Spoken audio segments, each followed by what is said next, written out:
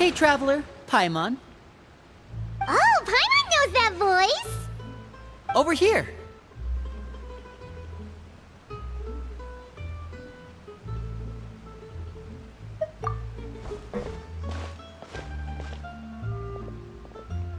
To borrow one of the more popular turns of phrase at the moment, this appears to be quite the fated reunion. Running into you two out of the blue like this has really made my day. I certainly wasn't expecting it. You can say that again. What brings you to Poisson? Wait, Paimon's got it! You must be here for one of your magic shows, right? Actually, we've run into a bit of trouble on the home front, so Father arranged for us to stay in Poisson for the time being. Oh, are Lynette and Fremine here too? Yep, along with most of the other members of the House of the Hearth. You may have noticed Poisson seems a bit more crowded than usual. So you're saying nearly the entire organization has moved to Poisson? Sounds like you've run into way more than just a bit of trouble. What's really going on? Well... Since the two of you are so curious, perhaps I can fill in the gaps. You scared Paimon half to death! Father, you're here. You know... On second thought, maybe we don't need to know? It's all probably super confidential House of the Hearth stuff, right? We totally weren't trying to pry or anything. No need to be nervous. I could sense your genuine concern from your conversation just now. Of course, I can also understand your confusion. Sending so many Fatui here to Poisson, it's only natural that some might suspect an ulterior motive to be involved. I still have reservations about your organization. I understand. I'm well aware you've had your fair share of confrontations with the Fatui in the past, and I can't exactly guarantee that we'll remain on good terms in the future. As for right now, however, I would say we have little reason to be at odds, wouldn't you agree? The House of the Hearth could stand to be more open with those who have worked so closely with us in the past. As for the issue at hand, well, it hardly relates to any ulterior motive. To be frank, it all stems from a certain rumor circulating around the House of the Hearth. It's an internal matter. What sort of rumor? A rumor that a certain phantom child is hiding away in the House of the Hearth. Some sort of ghost story, maybe. I feel I'm getting chills already. A phantom child? Ooh, just hearing the name is giving Paimon the creeps. A spirit that should have long ceased to exist is lurking in the shadows of the House of the Hearth. So I decided to bring the children to Poisson before continuing to investigate the situation. I expect I should be able to track down the spirit fairly quickly. After that, it's just a matter of resolving the situation, if you will. It shouldn't be much trouble at all. If you're curious, or if you still have some concerns, it might be advisable to stick around for a few days. I'm sure the children would be exceedingly pleased to welcome some visitors. Lenny, I'll leave you to entertain our guests. I have some matters to attend to. Of course, Father.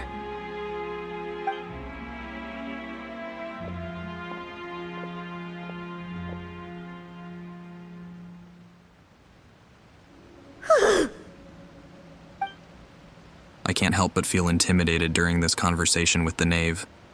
Now that she's gone, I feel like I can finally breathe again. She also suggested that we stick around for a few days, but why? It has long been a dream of mine to invite you to our home and introduce you to my other siblings. You're quite well known in the organization already. A lot of people have been talking about you, especially after everything with the prophecy. If you're willing, why don't you stay a while and have a little chat with us? Alright. We don't have anything else to do right now anyway. But let's be clear, we're just gonna be there as guests, okay? Don't get any funny. Oh, wait a second. For your guests, that probably means we'll be treated to lots of yummy food, right? Of course. During our stay in Poisson, we've been helping out the locals with some fishing. We bring in quite the bounty every day. In fact, today's the perfect chance for me to show you what I can do in the kitchen. Let's go. I'll take you to where we're staying.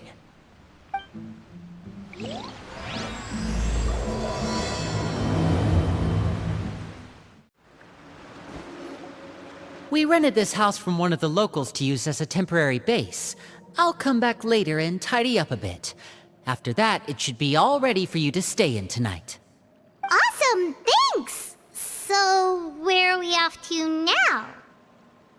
Well, when I happened to run into you two earlier, I was actually in the middle of distributing some supplies. With this many people staying in Poisson, we have to bring in outside supplies every now and then. I should probably make sure the rest of these provisions get delivered, otherwise people might start to get antsy. Okay, we'll come with! There are all sorts of rumors about your organization floating around out there. Paimon's not sure if she could even take a wild guess as to what's true and what's not.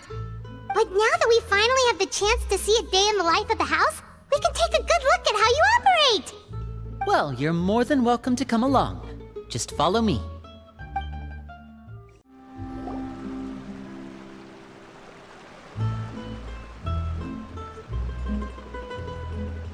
Linny! You're finally here! The supplies. I'm assuming you've... Brought them with me? Yep, here you go.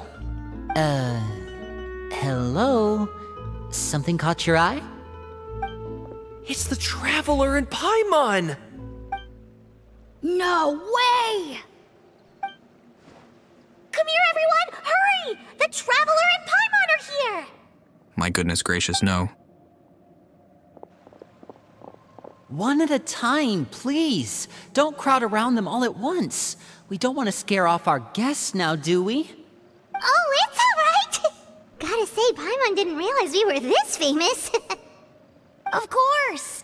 Father and Linny have told us so much about you. Father told us about how you helped Linny. According to her, you're a trustworthy friend.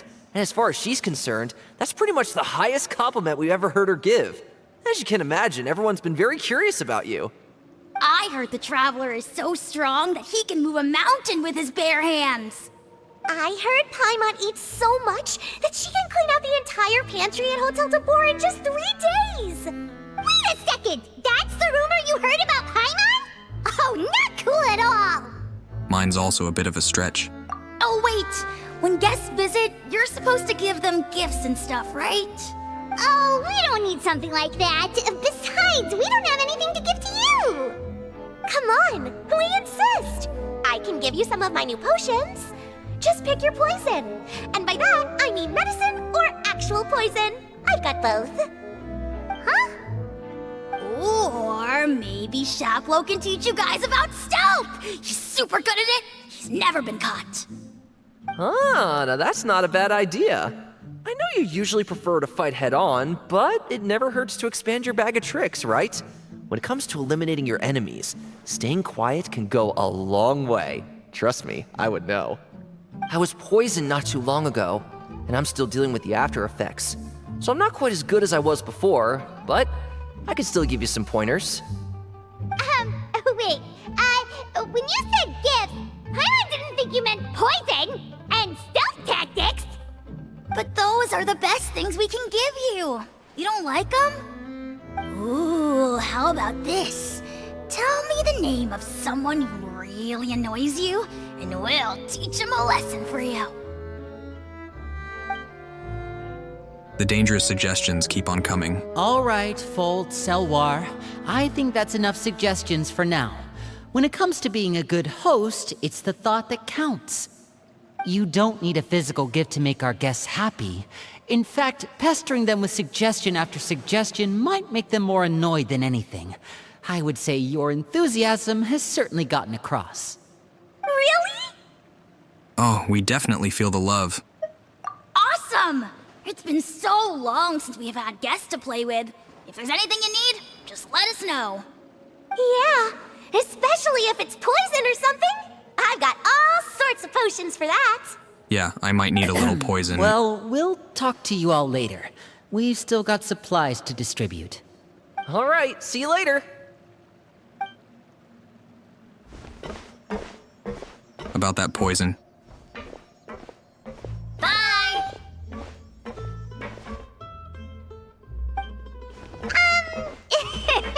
Lenny, about all that poison and stealth tactics talk just now. Scared you, did it? That kind of talk comes with being part of the House of the Hearth. When Foltz was really young, he strangled all of his family pets, just out of curiosity. He was labeled a dangerous problem child and was abandoned by his family. He sounds like a psychopath. Elwar has an unnatural obsession with potions. Father has forbidden her from trying all the different concoctions she comes up with, but she still tries to test them in secret. You really have to keep an eye on that one. Chaplot is around my age. While I'm mainly responsible for collecting intelligence, he handles surveillance. He's very passionate about his work and has no reservations about taking on some very difficult missions. Wait, you said Chaplot's around your age. He looks like an adult. You look like a teen. Interesting. I know you two probably aren't used to that kind of talk, but I can promise you they only had the best of intentions. Things like stealth tactics and developing different poisons, they really mean a lot to them. They were just trying to share the best of what they could offer, that's all. Yeah, I understand, and I'm perfectly fine with that, actually. About that poison, though. Filiol, supplies are here. Thanks. And who are these two? Outsiders? Allow me to introduce you. This is the Traveler and Paimon. Oh, you're the famous duo I've been hearing so much about. It's nice to meet you. I heard you've traveled to all sorts of places. Is that true? Yeah. Of course! We're making our way all across to that! Oh, good for you. You must be pretty familiar with Fontaine by now, then. Have you seen the new opera that started running recently? I think it's called... The 4,000 Thieves? Oh, this is the first we've heard of it. It seems like it's going to be fantastic. From what I've been able to tell from the posters, anyway. You should definitely check it out if you have the time. Oh, and there's The Blind Maiden, too. That one is supposed to have audience interaction. Seems pretty interesting. Audience interaction? Oh no, that does not sound good to me. After this mission is over, I think I'll go get a manicure. Oh, maybe I should dye my hair. Wonder how much it'll cost. Is it just Paimon, or do these two seem much easier to get along with than the others? Looks like the House of the Hearth has some normal members after all. I heard that. Yeah, Paimon. Remember, if you talk in a normal voice right next to people, they can hear you. Oops. I'm guessing you're referring to Foltz and the others? Yeah, we're definitely not all like them. I bet those crazies are practically foaming at the mouth right now. I'm sure they just can't wait to get back to Snezhnaya to carry out the plan. The plan? That's enough, Filiol. What plan? Don't talk about family members behind their back, right? Whatever. Let's go. Guess this is goodbye then. If you ever have some time, we should go see the opera together. What do you mean by the plan? Well, that's it for the supplies. We should probably head back as well.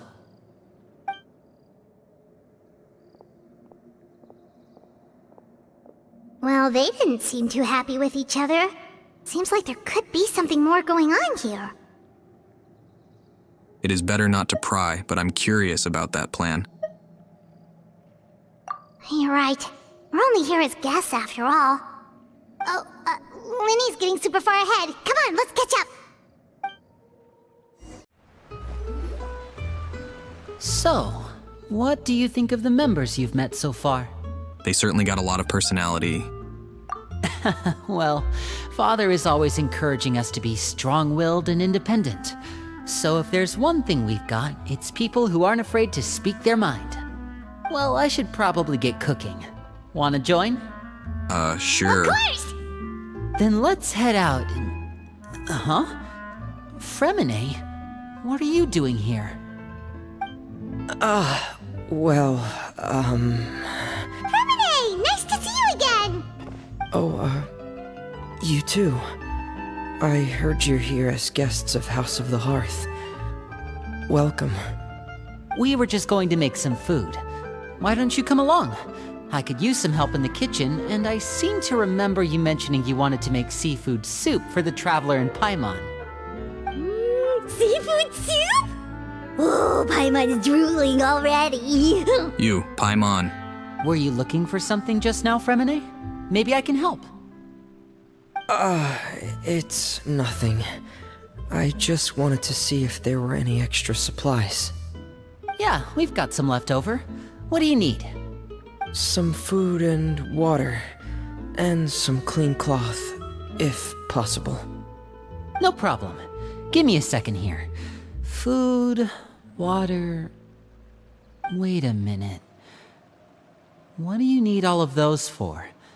You're not on any missions as far as I'm aware, and you were just going to come eat with us. So what's this all about? I thought I'd grab an extra portion because I get hungry at night. Could be because I'm growing, you know, and... Fremine, you remember what I told you? You're not like me. Your lying skills still need some work. Tell me what's going on. Is it really bad enough that you have to keep it from your own brother? Maybe it'll be better if we gave them some space. Well, that's interesting coming from you. This is the first time I've seen that kind of look on your face. Whatever happened, does it have something to do with Father? Yes. Just follow me.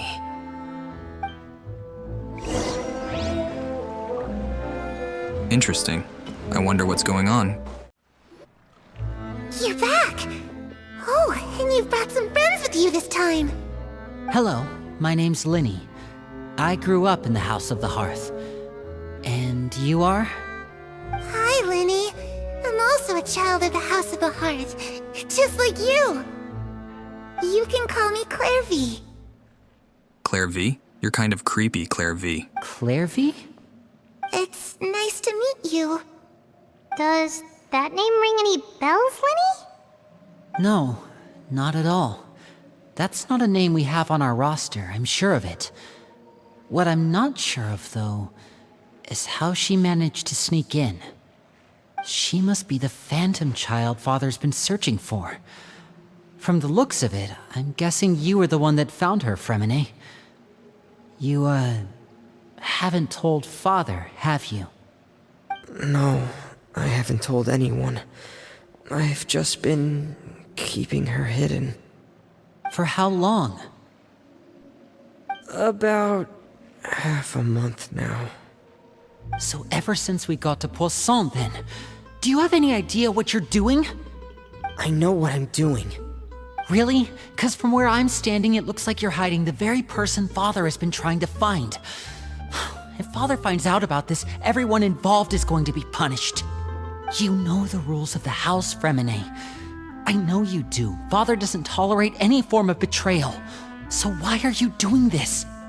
I've thought it through. And I just can't hand her over like that. Linny, don't you remember last year? Sheplo nearly died after getting poisoned during that one mission. He wasn't able to get back before the poison started taking effect, and not a single person was there to help him. That night, while I was sleeping, I heard a voice telling me to go save him.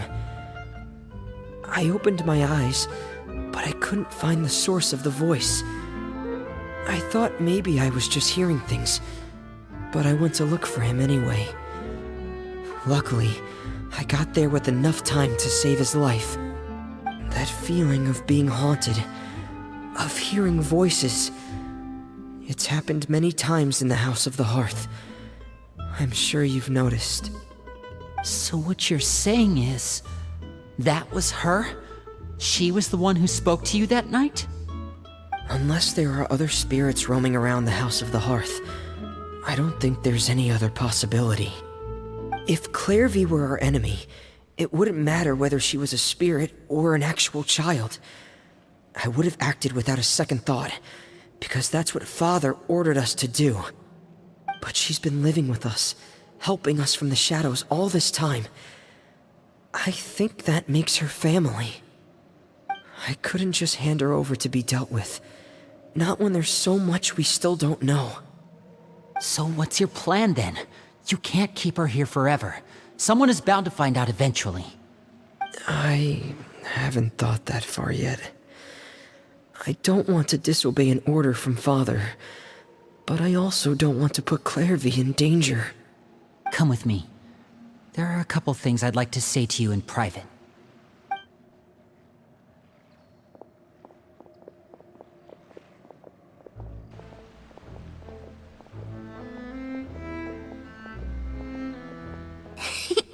Those two sure care a lot about each other. Well, they got a funny way of showing it. From where Paimon was floating, it sure seemed like they were about to bite each other's heads off. No way! They have a really deep bond. I could tell right away, because I also have a friend like that. I just don't know how long that kind of bond can last. What do you mean? The darkness in the house runs deeper than you can imagine. No one can get out alive. What? I'm sorry, Linny. I really didn't mean to drag anyone else into this. Oh really? You didn't mean to? 'Cause I for one wish you did. Huh? What do you mean? You know, when we were younger, you didn't call me Linny. You called me brother, just like Lynette. We grew up together, the three of us.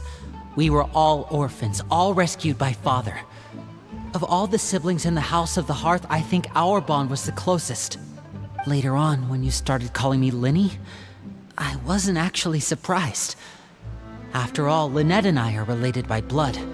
We've had to depend on each other to survive long before we joined the house. Linny, The darkest and most difficult moments of my life happened before you and I had ever met. I'm sure that's true for you as well. Even so, Fremine, we've stood by each other for all these years now, and to me, that means more than blood. You and Lynette are the most important people in my life. No one can replace you. So I won't let you face anything alone.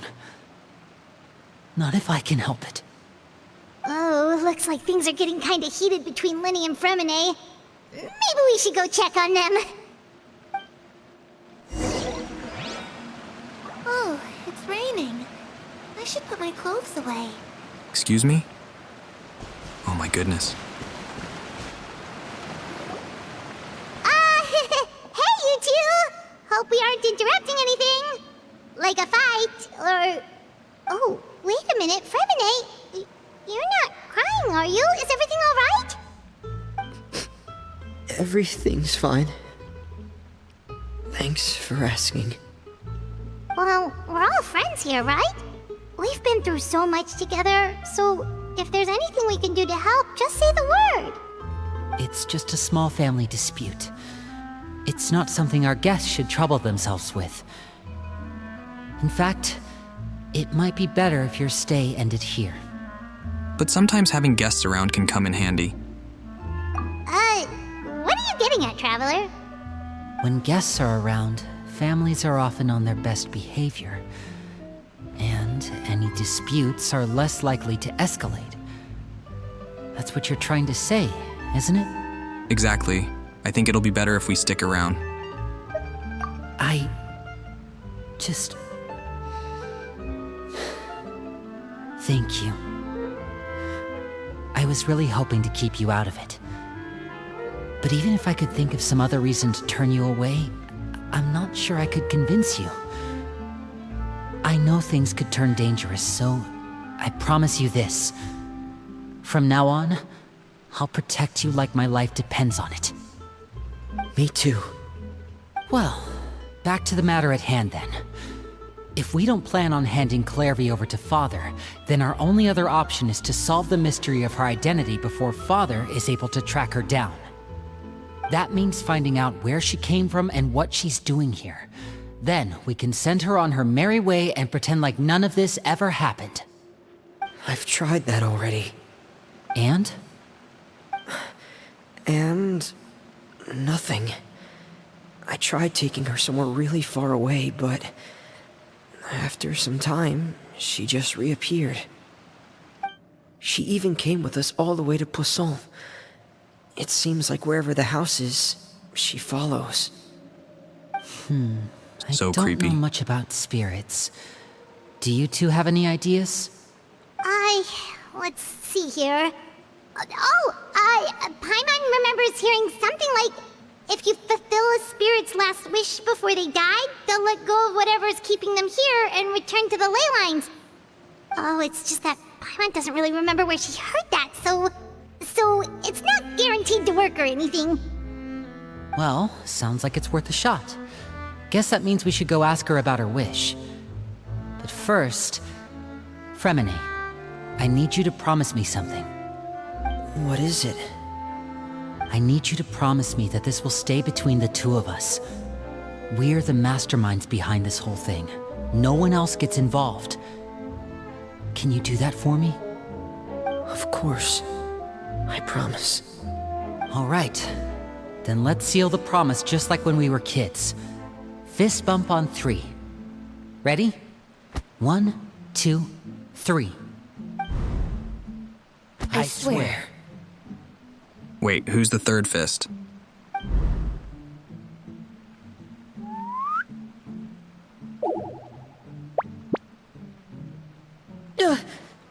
Whoa! Lynette! You scared me. But what a surprise! What brings you here, dear sister? And, when exactly did you get here?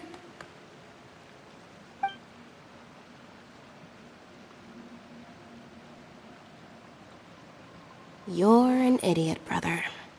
And you too, Fremine. You 3, Traveler. And you 4, Paimon. Wait, what did we do? I've seen Clairvy around the House of the Hearth before.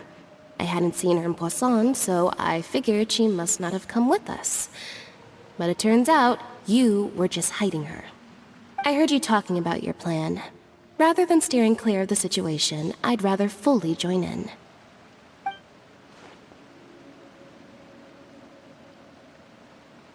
If you don't agree, I'll have no choice but to report everything back to Father. Simple as that. You're not giving us much wiggle room here, Lynette. Well, I guess we're all in this together then. After we talk to Clairvy, we'll figure out our next move. There's no time to lose. Let's go. She can't report them back to Father. She joined the fist bump promise.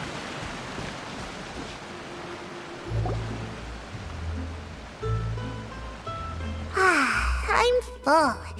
Thank you for bringing me this food, you guys. Can she eat? I thought she was a spirit. She said she's full, but the food doesn't look like it's even been touched. Just as I suspected. That's right. Based on what I've been able to observe, it doesn't seem like Clairvy can interact with the physical world at all. Still, when she's presented with food, she'll always linger around it for a good little while. Maybe, in her mind, she really is eating those things. Does she know that she has already passed away? I've tried to ask her, but she didn't answer. My guess is that she's just as confused as we are. Or maybe she couldn't understand the question at all. Clairvy, if you've got some time, I'd like to ask you a few questions. Sure. Oh, another new friend. Hi, I'm Clairvy. Hello. Clairvy, how did you join the House of the Hearth? Huh? Isn't it the same for everybody? The knave brings you here and then you can't leave. It's just that your name, it's not on the roster. And I've never seen you before. The roster? Oh, I get it now. I think there might be some things you don't know about this place. The people in charge, they're not as nice as they look. They say they keep a roster, but it's not complete. There are a lot of people who aren't on it, and never will be. In this house, some people are family, and other people are just test subjects. Those kinds of people aren't ever going to get a place on the roster, unless it's the roster of people who've been executed. You were executed? Wait, does that mean the knave... She... Is there anyone that can vouch for you? Perry, she's my best friend. She's the only one I trust in this place. Have either of you heard of that name before? No. Me neither. Clairvy, Perry. Neither of those names are on the roster. But it seems like she's telling the truth. Either that, or this kid's already got a bag of tricks bigger than mine. Maybe we should try a different approach. Clairvy, do you have a wish?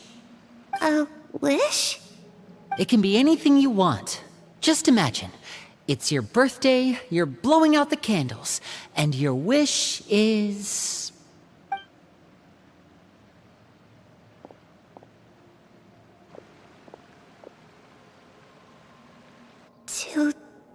To go outside. Where the sun can find me. That's... it? Well, that sounds easy enough. The darkness in the house runs deeper than you can imagine. No one can get out alive. What did she mean by that? Things can't be that simple. Okay, time to divide and conquer. Listen up. I've got a plan. I'll try and find a way to use basic illusory magic to take Clairvy outside and bring her somewhere with sunlight. Lynette, try and find the list of executions that Clairvy was talking about, and see if her name is on it. Fremine, you stay in Poisson. We can't be the only ones who've had run-ins with Clairvy. I need you to collect intel on everything she's said and done. Understood. I'll try my best. What about us? What should we do? I really appreciate your willingness to help, but this is a family matter. I don't want to drag you in too deep. It's too risky. Let me think. Since Father considers you to be guests, maybe you could stick by her side for a little while. You don't need to do anything except keep up some nice, casual conversation. I know Paimon can't handle that. She tends to spill the beans a lot. You want us to distract her. How should we contact you? I'll give you a magic bird. If Father suspects something, all you need to do is release it when she's not looking, and it'll alert me that something's wrong. Of course, that's only as a last resort. If Father doesn't seem to notice us, there's no need to make contact. We'll reconvene here tonight after all's said and done.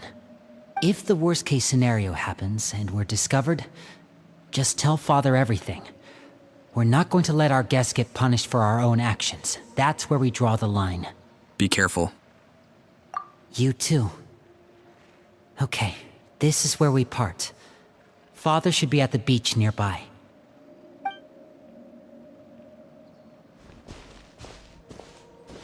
I really hope this goes well. No, it has to go well. That's the only way this can get resolved.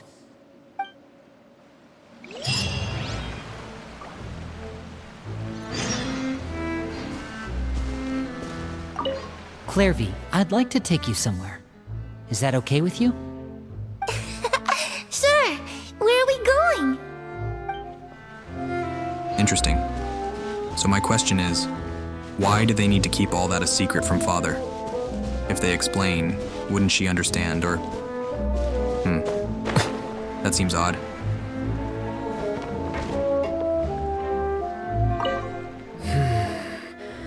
Where should I start looking? I'm guessing Lynette is around here somewhere.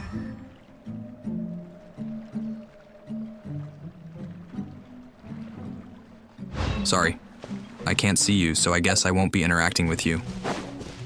Yeah, no, they make Father seem extraordinarily strict.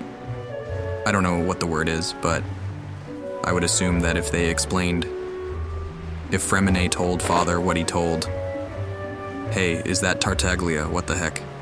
I was not expecting to see him. It's the knave! And... child! Hey, aren't you supposed to be in Snezhnaya recuperating? What are you still doing in Fontaine? Oh, it's you two. I didn't expect to run into you here.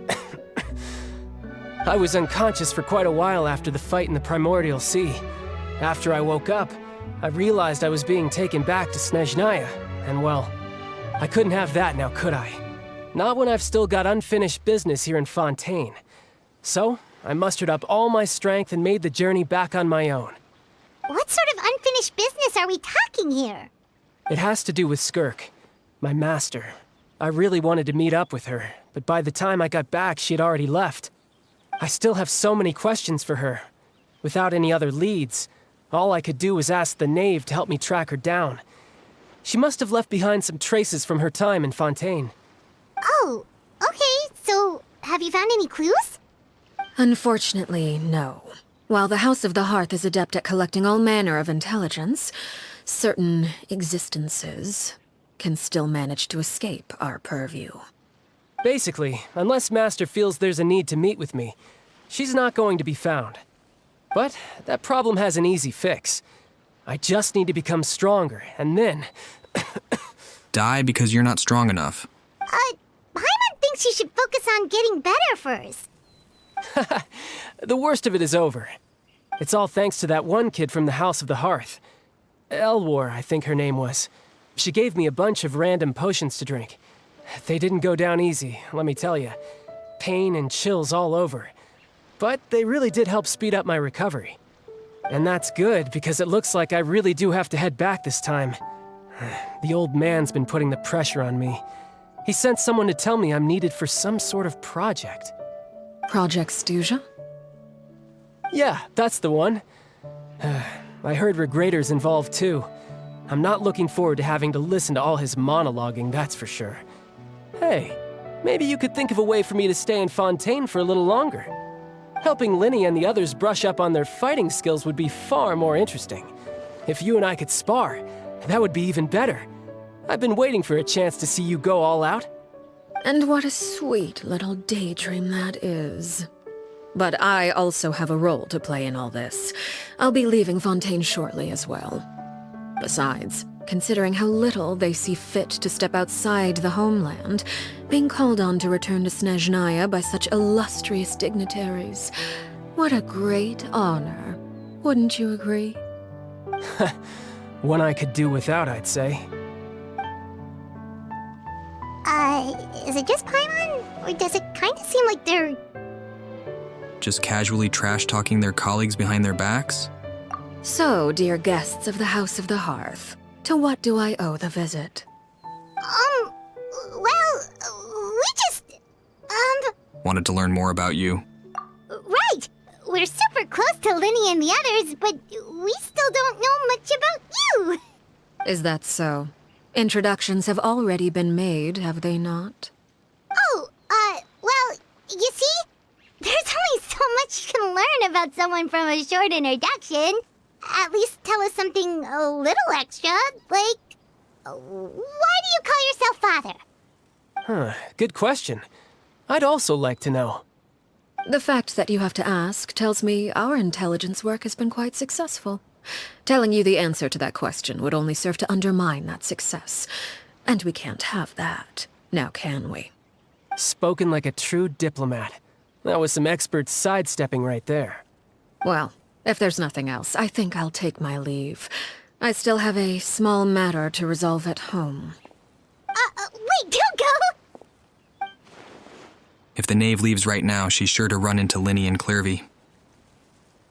Should I release the bird Linny gave us? No. We should try to get her talking about something else first. What about the House of the Hearth? What does your connection mean to you? I'd also like to hear the answer to this.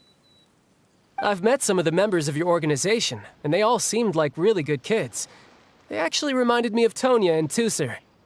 Which, by the way, if you ever betray them, I'm just letting you know, I won't let you off easy. And why would I betray them? Well, you've already betrayed the House of the Hearth once, haven't you? At least, that's what I heard.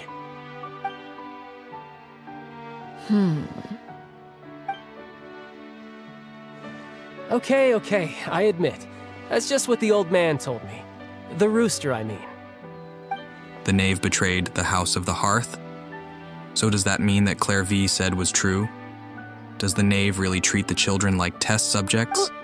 Wait, did you really do something bad to those kids? Never mind what I've done. I'm more curious as to what the mighty rooster had to say. Care to enlighten me? Well, nothing much. Just some stuff about you taking out many other members of the House of the Hearth, and even going so far to attack your own family. I see. Based on your reaction, I'm guessing it's all a bunch of lies. Hardly. I don't appreciate his particular turns of phrase, but I suppose he didn't say anything untrue. Although, it would be more accurate to say that there is a certain level of prejudice involved, but I don't intend to clear that up just yet. Prejudice has a funny way of concealing the real truth behind certain things, an attribute that I find to be quite advantageous. Call yourself a Fontanian, for example, and people will assume all sorts of things, when the real truth is that this is simply the land where I was raised. Huh? You're not actually from Fontaine? But then why did you try to help out with the prophecy and everything? I was trying to protect the children born in Fontaine. Claiming that I myself was a Fontanian simply made it easier to operate. People would hardly suspect a fellow Fontanian of having any ulterior motives. Who wouldn't want to save their homeland after all? The primordial sea wouldn't have any effect on me, but it would have caused great harm to the House of the Hearth.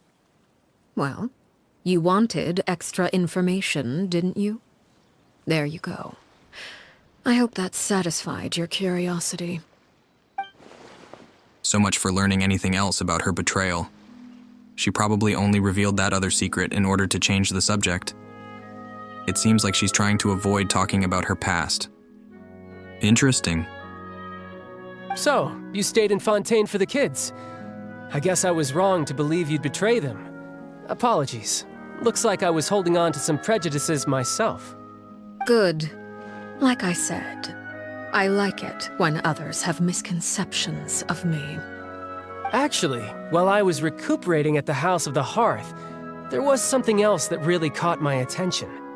I heard that members always resolve disputes and arguments with a friendly spar, and the loser has to back down. Seems pretty cool if you ask me. Would also give them plenty of opportunities to hone their skills. Well, that's only a recent development. In the past, such spars weren't nearly so friendly. The losing party would lose everything, including their life. They were that high stakes? Whew, at least that's not a thing anymore. Well, the current atmosphere's not half bad. I'm a bit jealous, actually. You've got so many family members around you, and you even get to live with them. Having a lot of family around means dealing with a considerable amount of bickering and scheming. Once Tonya and Tusser enter their rebellious phase, I'm sure you'll understand. Just imagine. Tusser becomes obsessed with plucking out strands from the rooster's mustache, or Tonya decides to dye her hair 42 different colors. Okay. I get the picture.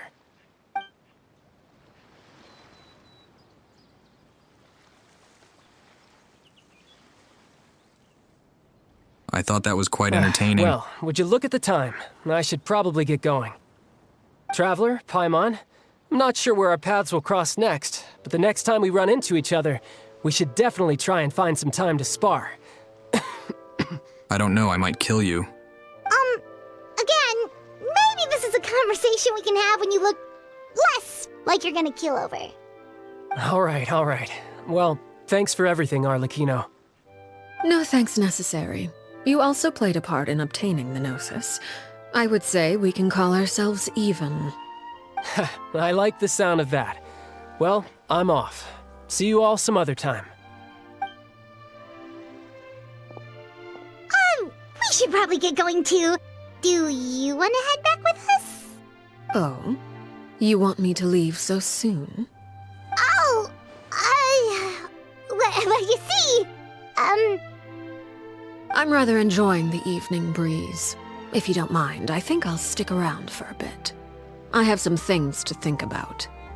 Apologies for not attending to you like a proper host. Please forgive this slight. I do hope you'll have a pleasant stay.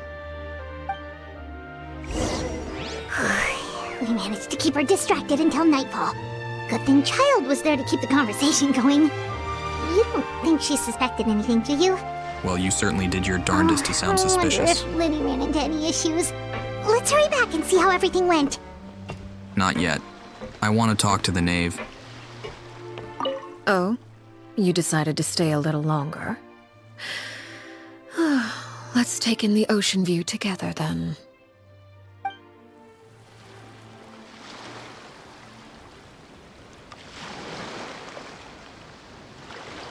Anyway, yeah, I was not expecting to see the 11th Harbinger here. That was a surprise. Don't know if it was pleasant or not, but he is an interesting character. Lenny, how did everything go?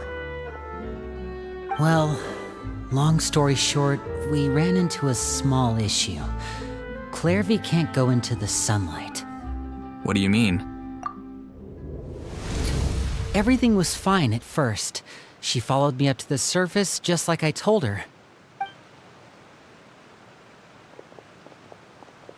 But as I led her out of the shadows and into the sunlight, she vanished. I turned around and there she was, standing at the edge of the shadows, silently watching me. Yeah, it's super creepy. Huh. Maybe she's afraid of sunlight, or...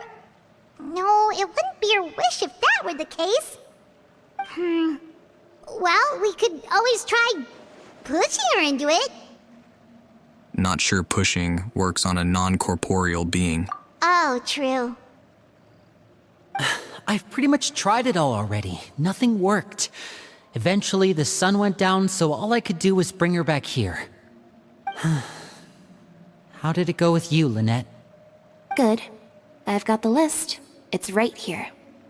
Really? Well, what are we waiting for? Let's take a look!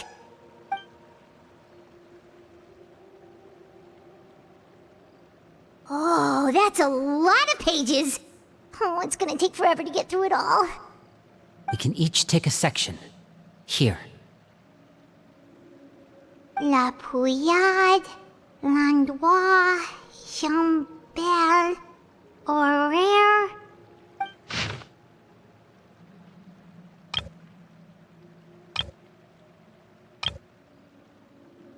Oh, yikes. That Horaire guy has a huge scar on his face. He's kinda giving Paimon the creeps. Come on. Ah, I've met him before. The scar is from an injury he received during a mission. I still remember him joking with me about it. He said any future lover would take one look at him and then lose all interest. Did he say anything else? Well, I asked if there was someone he was interested in. He said no, and that's where our conversation ended. It was only later that I learned he really did have someone he liked. He risked everything to escape so he could be with her, but it didn't work. One day, Father asked to see him, and, well, I never saw him again after that.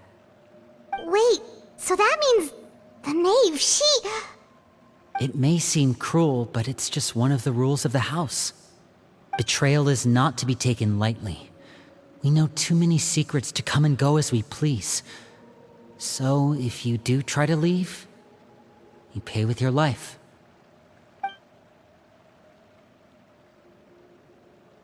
Her name's not here, huh?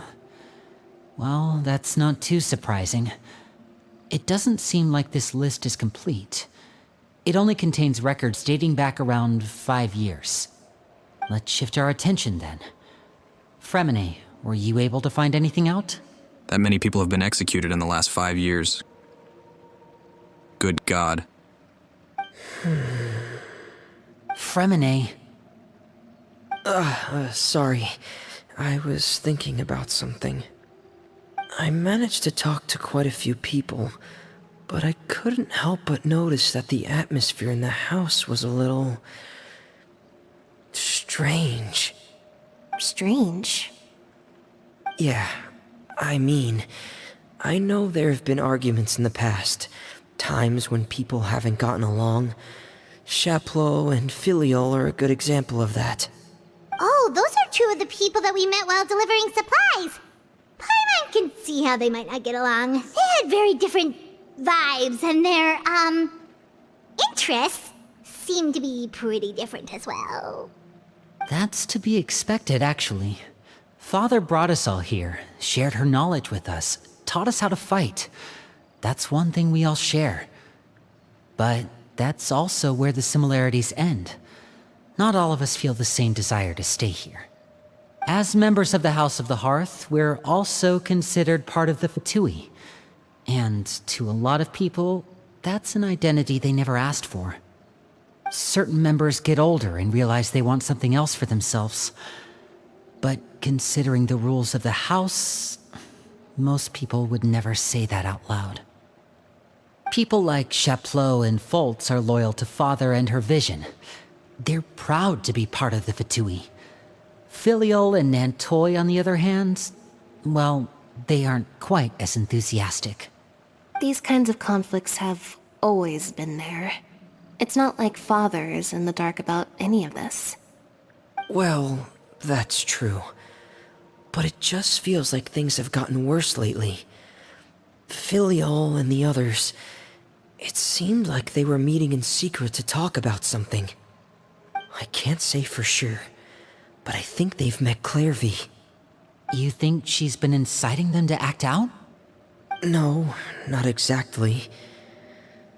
But I wouldn't be surprised if she said something to them about the darkness in the house and how deep it runs. She's told me about it before. Experiments being run on children. People being used as pawns on the battlefield without so much as the strength to survive. And they just believed all that? Without any evidence? Clairvy's words probably gave them the excuse they were looking for. Whether they actually believe them to be true is secondary. This is all because of Project Stuja, isn't it? Whoa. Hold on a second. What's this Project Stuja all about, huh? This is the second time it's come up now. Sorry, but I'm not sure of the details either. I only know what Father has told us, which is that it's something the Rooster and Regrader have been working on together. Apparently, it has to do with the Fatui's strategic plan for the future. What is the Rooster and the Regrader? Because the House of the Hearth was so successful in obtaining the Gnosis, we now have the honor of playing a key role in Project Stuja. Wait, but isn't that a good thing? Key role is just another way of saying dangerous role. To us, the whole thing is an inconvenience. Father thinks so too, but she's in no position to refuse. Their plan isn't exactly unreasonable, and they've been funneling the house a lot of funding. It's just that we'll lose a lot of members in the process. Participating in the plan, it's an honor in name only. What they're really trying to do is subdue us. The existence of an intelligence organization outside their control makes them feel uneasy. Looks like the Fatui are plotting something big. Given how little Linny and the others seem to know about it, I probably won't be able to learn much. I should keep a sharp eye out during any future dealings with the Fatui to see what I can learn. Okay, super complicated top secret Fatui business aside, what does all of this have to do with the conflicts you were talking about earlier? Paimon doesn't get the connection. External pressure has a way of exacerbating internal strife. You can't overlook the power of fear either. People are afraid of dying, and that fear is often the impetus for a lot of stupid decisions. I thought resolving the Clairvy situation would make everything go back to normal. But it looks like things are more complicated than I thought. If we leave Filiol and the others to their own devices, sooner or later, Father will be forced to take action. We can only focus on one situation at a time, brother. You're right. Even if we confront Filiol and the others, it won't do any good. It might even make matters worse. We should focus on Clairvy for now. Well, it's getting late. We should head back and get some rest. We'll try again first thing tomorrow. Lynette, you stick with me this time. Fremine, keep a close eye on Filiol and the others. Make sure they don't do anything they'll regret. Good work today, everyone. Have a good night, and I'll see you tomorrow.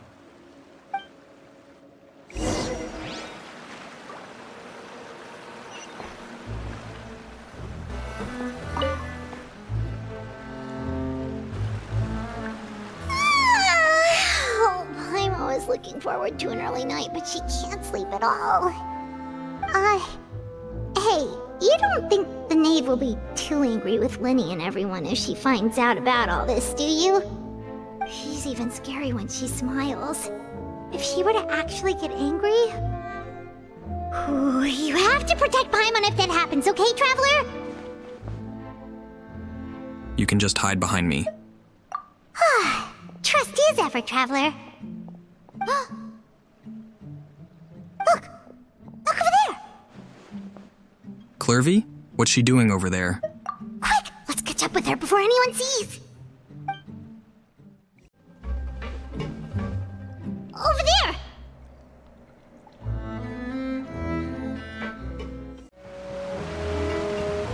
Oh, where is she going? Oh, if someone sees her, we're toast! Why would we be toast? We're just walking around at night. This seems harmless enough, right? Is that against the rules? Oh, look! She stopped!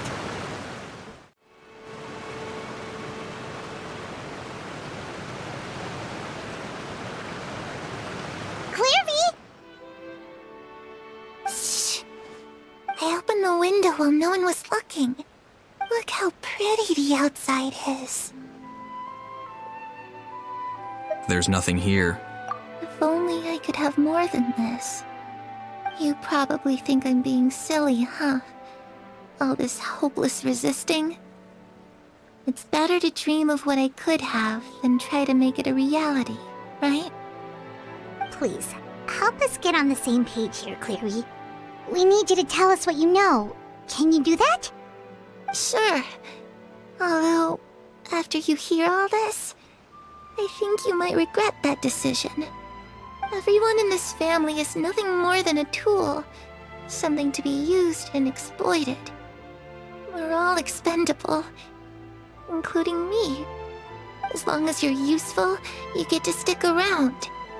Lose your value, and you're handed over to the doctor, experimented on, and given a fate worse than death. I've seen it happen again and again, and I've had enough. You're saying the Knave did all that? It's just, that doesn't seem like something she would do. She's scary and all, but it seems like even she has lines she wouldn't cross. I knew you wouldn't believe me. Everyone thinks she's a good person. They all think of her like a real mother. She's not a mother. She's a father. A strict father. Mother? But she doesn't deserve that title.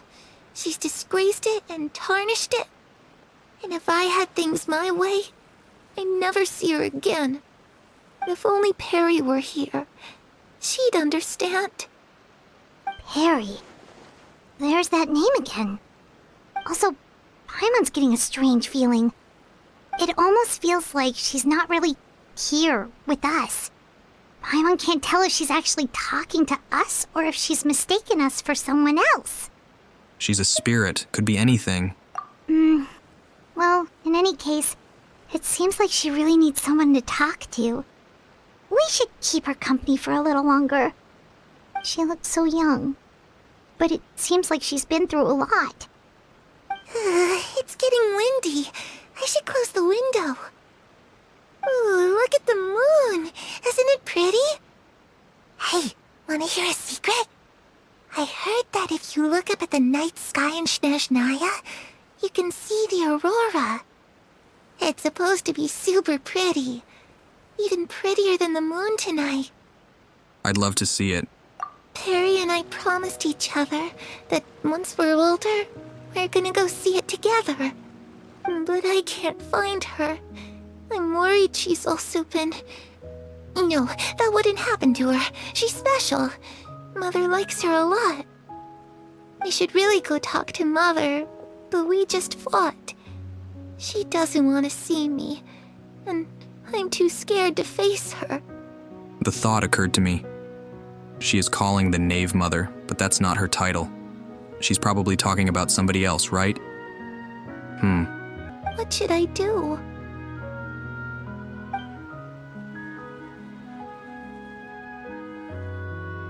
I wonder if maybe she's an older spirit than we realize. Like she's not.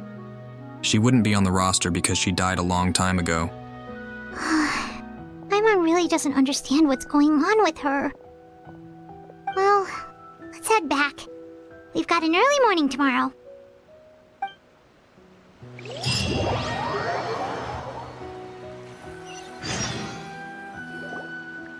All right, looks like we're all here. Let's go ahead with the plan. Before we do that, I have a question. Oh? What is it? Have the Knave and the Doctor ever worked together? What makes you ask that? Well, we kinda ran into Clairvy last night, and that's what she told us. We met the Doctor back in Sumeru. He's super dangerous, and he's done all sorts of bad things. It's possible that Father and the Doctor have had certain dealings, but I don't think Father would work with him. We're not really on the same side, so there's not a lot of trust between them. That doesn't exactly set the stage for a successful partnership. I did hear, though, that when Father first became a Harbinger, the Doctor offered to work with the House of the Hearth. Father rejected most of his proposals, except for one. It had to do with some sort of secret experiment. Secret experiment? Could that be what Clairvy was talking about? I don't think so. I don't know any details about the experiment itself, but I do know it's an entirely independent operation. The Doctor only proposed a direction for the research. That was the extent of his involvement. I still don't think that counts as working together. The details of the experiment are confidential, but complete records are kept on all participants. That doesn't seem to be the case with the situation Clairvy referred to. I know you don't agree with some of the Fatui's methods, and I'm not asking you to. But I am asking you to trust us on this. The House of the Hearth has its own principles. There are certain lines we're not willing to cross. Alright, that's good to hear at least. Clairvy seems to think the Knave and the Doctor worked together to do something horrible. If that turned out to be true, Paimon doesn't know how he would even face you guys. It's just that it doesn't seem like Clairvy is lying either. Yeah, no, Clairvy was using the term mother, so I think she was talking about somebody else. Not the Knave. The easiest thing to do would be just ask the Knave directly, but Paimon doesn't think she'd tell us. Let's focus on the plan for now. Father didn't come back last night. She's probably still near the shore. We'll be counting on you to distract her. Lynette, you're with me. Fremine, you know what to do. Be on your guard, everyone. All right, let's get to it.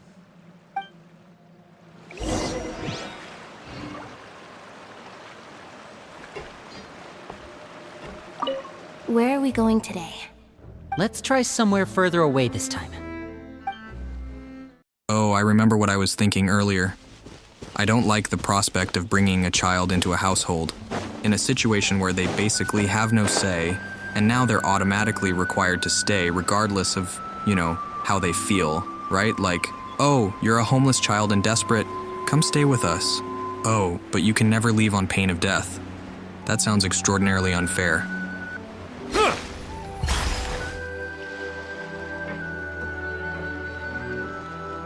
Ah, it's you two again.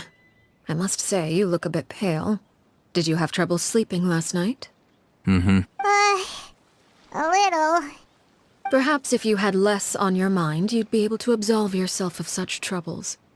So what are you planning to do now? Catch up on some sleep? Or should I give you some time to rack your brain for a topic to discuss before I ask any questions? Although I must profess to being curious. Without child here, how do you plan on distracting me? Why are you surprised, Traveler? Obviously, she knows what's going on. Us? Distract you? A good one. But no, we were just here for a chat. Looks like you could have used some extra time to think. No matter. If you don't have any other plans, why don't you accompany me somewhere? Don't worry. I'll be sure to steer clear of any scheming children. The ocean breeze is sure nice today. So, you know everything then? Children always think they can hide things from the grown-ups. But nothing gets past me. Least of all a little scheming. I think I'll let them have at it for a little longer. I can be very patient. Well, I'll leave you to think things over. If you're so inclined, meet me outside the Palais Mermonia. Good things come to children who do as they're told. So I do hope you decide to tag along. If only for your friends' sakes. What should we do? I don't know. Maybe we should go back in time and have Fremine and Linny tell her the truth from the start because there was absolutely no reason in keeping it as a secret. She clearly knows about everything we've been doing, and Paimon doesn't think it'd be a stretch to say she was threatening us just now. She was threatening you. She wouldn't threaten me. We should release the pigeon that Linny gave us. The pigeon? I forgot about that thing. Wait, where was the Traveler good keeping idea. that? Hopefully he sees it in time. Well, we should probably head to the Palais Mermonia. Paimon doesn't want to find out what happens if we don't show up. Based on what the knave was saying just now, it sure didn't seem like it'd be anything good. We really don't have any other options. Okay, then we probably shouldn't keep her waiting. It seems like Linny and the others are on thin ice, so let's do our best to not get them in any more trouble. Yeah, maybe they should be punished. Teach them a lesson. Maybe they won't do this again in the future. Well, I am the Chief Justice. I could mete out punishment against those scheming children, bring them before the court, and try them in the eyes of the law. Oh gosh. So funny.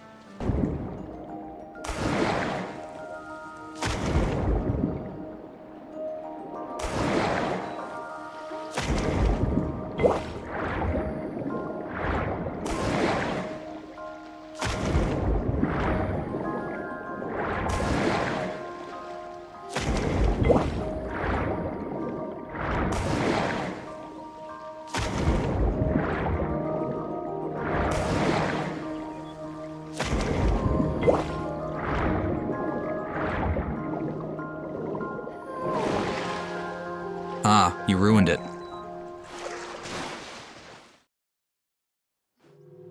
Seeing as we still have some time before my meeting, we might as well enjoy some pleasant conversation while we wait. I'm glad to see you get along with my children. Being surrounded by good companions is necessary for a child's development. You're not planning on doing anything to them, are you? I assume you're referring to Linny, Lynette, and Fremine. Although, there's that situation with Filial and Nentoy as well. It appears quite a few people have been acting out lately. No matter. I'm not one to discriminate. All those who betray the house meet the same fate. There are no exceptions. Does that mean you're going to kill them? Oh, are you here to beg for their lives? I'm sorry to disappoint, but the rules of the house change for no one. In my organization, everyone is responsible for their own actions. But don't you care about them at all? They really respect you. They even call you father. You must feel something for them. Any organization in which feelings come before principles is one destined for ruin. The House of the Hearth is hardly an exception. You could say our principles are more stringent than most. Perhaps I can offer you this consolation at least. As our guests, you two will not be held accountable along with them. There's really no other way to solve this issue? I would imagine Linny, Lynette, and Fremine will be able to keep their lives. As for Filion and Toy and the others, I'm afraid there's little I can do. They can try to escape, but once you know our secrets, there's no getting out alive. She just said she doesn't discriminate, but she just put the playable characters over the NPCs. Isn't that discrimination? But that's awful. Ah, you seem concerned. Out of consideration for my guests, I suppose I could turn a blind eye for a little longer. If Linny and the others manage to dispose of Clairvy in the meantime, all evidence of their wrongdoing will be lost. In that case, I could hardly punish them for something I couldn't prove. If their efforts are unsuccessful, on the other hand, all will be held accountable. And the punishment will be severe. Of course. Oh, and here, I believe this belongs to you. Do try and keep better track of it next time. It takes a considerable amount of time to train a bird like this. It would be such a pity if you were to lose it.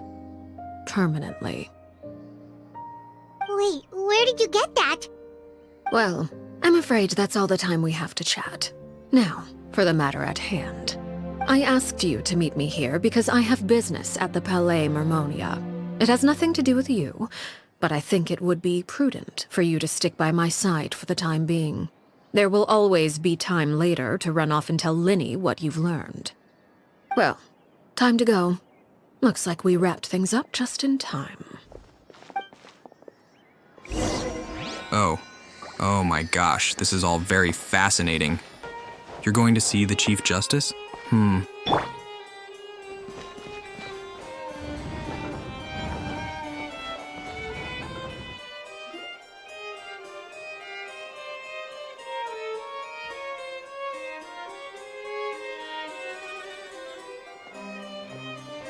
It's been a while, Monsieur Neuvillette.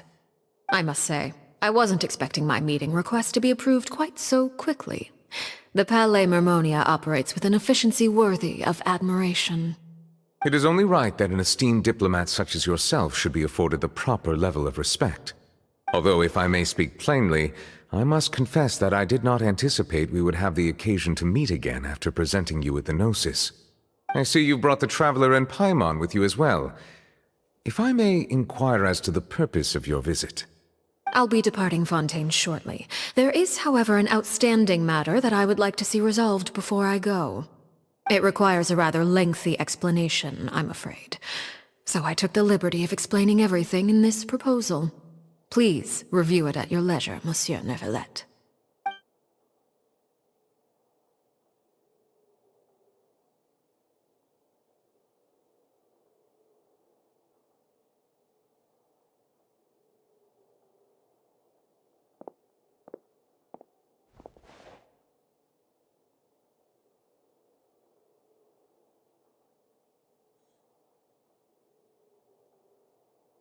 So, we sit here in awkward silence.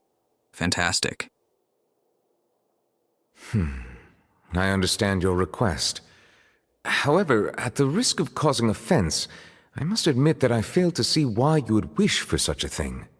I heard you have a certain fondness for water tasting, Monsieur Neuvillette, so allow me to use water as an analogy.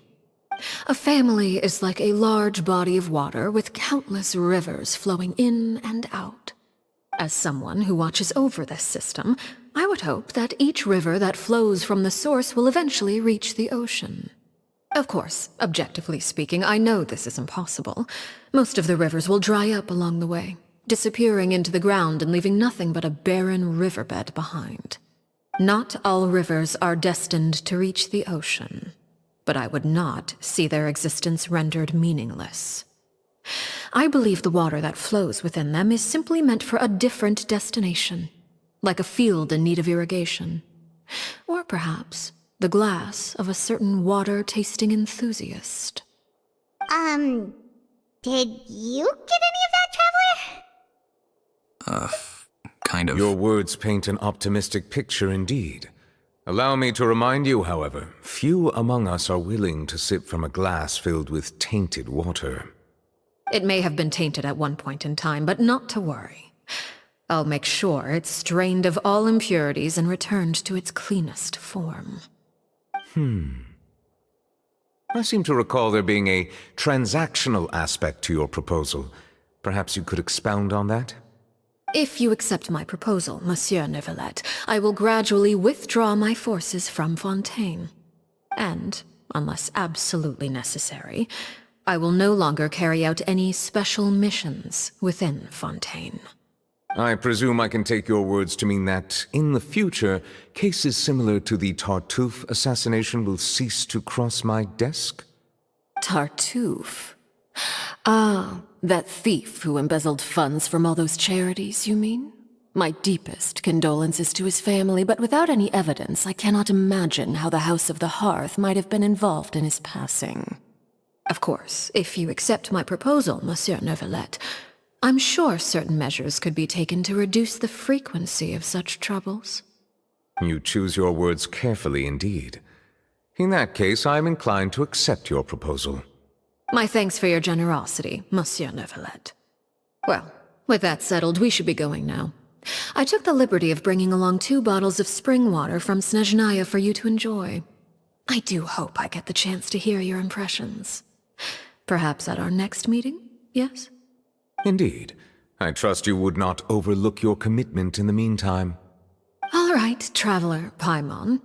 Time to go.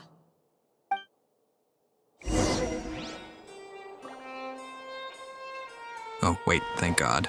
I thought he was gone. That was scary. Hello? I believe I've told you before that my emotions easily resonate with those of others. Yet in the few meetings I've had with that Harbinger, I haven't been able to sense any aspect of her emotional state. Her mind is like a still body of water. Who knows what darkness lies in its depths, and the lack of ripples on the surface gives nothing away. It's unclear whether this is her natural state of being, or whether it's an incredible strength of will that gives her the ability to master her emotions. Either scenario, however, suggests she is a very dangerous individual. Yeah, I guessed as much. I do not expect an explanation as to why you two are by her side. Whatever your reasoning, I would only advise you to take caution. Don't worry about me. I will never get over how beautiful you are. Absolutely gorgeous. Osmanthus what? Ah, you just ruined it. You ruined it.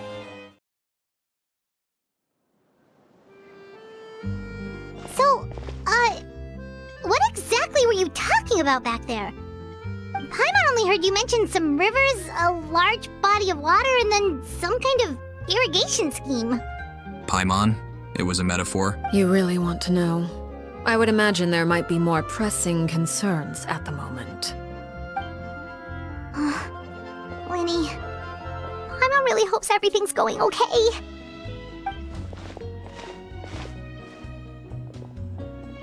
Oh, Paimon recognizes that look. You've got your thinking cap on, don't you, Traveler? Thinking cap? The knave may seem relaxed, but she didn't seem to be joking earlier when she said, "Those who betray the organization must pay with their lives." I think she's serious about punishing those kids. How should we stop her? No, there's something else we should figure out first. While we were talking in front of the Palais Mermonia, she mentioned Claire V's name. Does that mean she knew where Claire V was the entire time? Maybe she even anticipated how Linny and the others were going to act. You know, she does seem omniscient.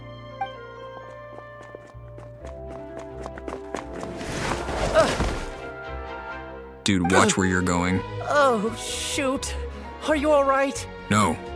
Oh, jeez. I'm so sorry. I was so focused on selling these papers, I wasn't looking where I was going. I also wasn't paying attention. Well, let me make it up to you at least. Here, take this paper. On the house. He looks kind of familiar for some reason. He does have a scar on his face. Oh, you don't have to give us anything. Please, I want to. It's not like I'm short on supply. All the extras will be useless come tomorrow anyway. It's my fault, really.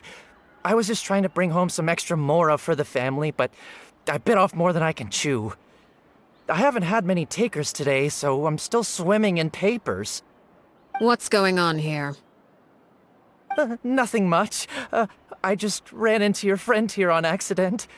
I should probably get going, actually, so... Hold on. Of course, I'm happy to compensate you with mora, it's just... I don't have any on me at the moment. I'll take 3 papers. Here. Your payment. Oh! Thank you for your patronage. May the Archons bless you with good fortune. If only I had the chance to run into such generous customers every day. I should probably just take on a smaller inventory though, right? I'm getting married soon, so sometimes it's hard to not get ahead of myself. Anyway, I should head out. Goodbye! Well, now that my affairs are settled, we should take the boat back to Poisson. We've even acquired some light reading to enjoy along the way. Actually, why don't we stick around for a little longer? Paimon just realized how hungry she is. She can't head back to Poisson on an empty stomach. Looks like Paimon is trying to buy us more time. If we head back now, I doubt Linny and the others will have made any progress. What should we do? It appears you two are under the impression that delaying our return will somehow alter the situation in your favor. I'm sorry to ruin your fantasy, but your efforts are meaningless. That being said, I could be persuaded to give Linny some extra time. I just have one condition. If you agree to my request, I'll even answer some of your questions. You're quite curious about Clairvy, are you not? And my relationship to her. Wait, why are you being so generous all of a sudden? You're not gonna ask us to do something bad, are you? You overestimate yourself. You don't have the talent for bad things. Then what can you possibly... The most important consideration in a negotiation is that both sides receive something they want. Demands and threats only get you so far. Your condition, let's hear it. Wonderful. Here it is. When the time comes, make the choice that you deem most appropriate in the situation, and lend your help to the House of the Hearth. Okay, sounds normal enough. But what do you mean, when the time comes? When is that supposed to be?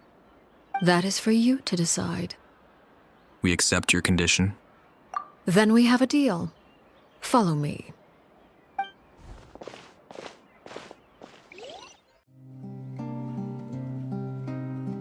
What is this place?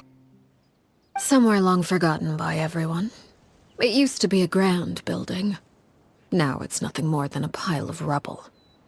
No one comes here anymore, nor does anyone care about what once happened here. Although, this place does have something to do with the story I'm about to tell you. It was before I became a Harbinger, and before Linny and the others joined the House of the Hearth. Due to certain events, I first killed Clairvy and then her mother. And this is where it all happened.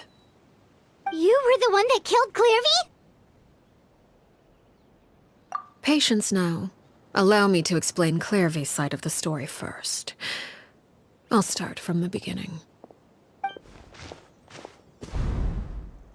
Clairvy was 6 years old when she was brought by her mother, Crucibina, to live in the House of the Hearth. From the outside, it seemed like a fairy tale. A thriving family made up of kind adults and friendly children.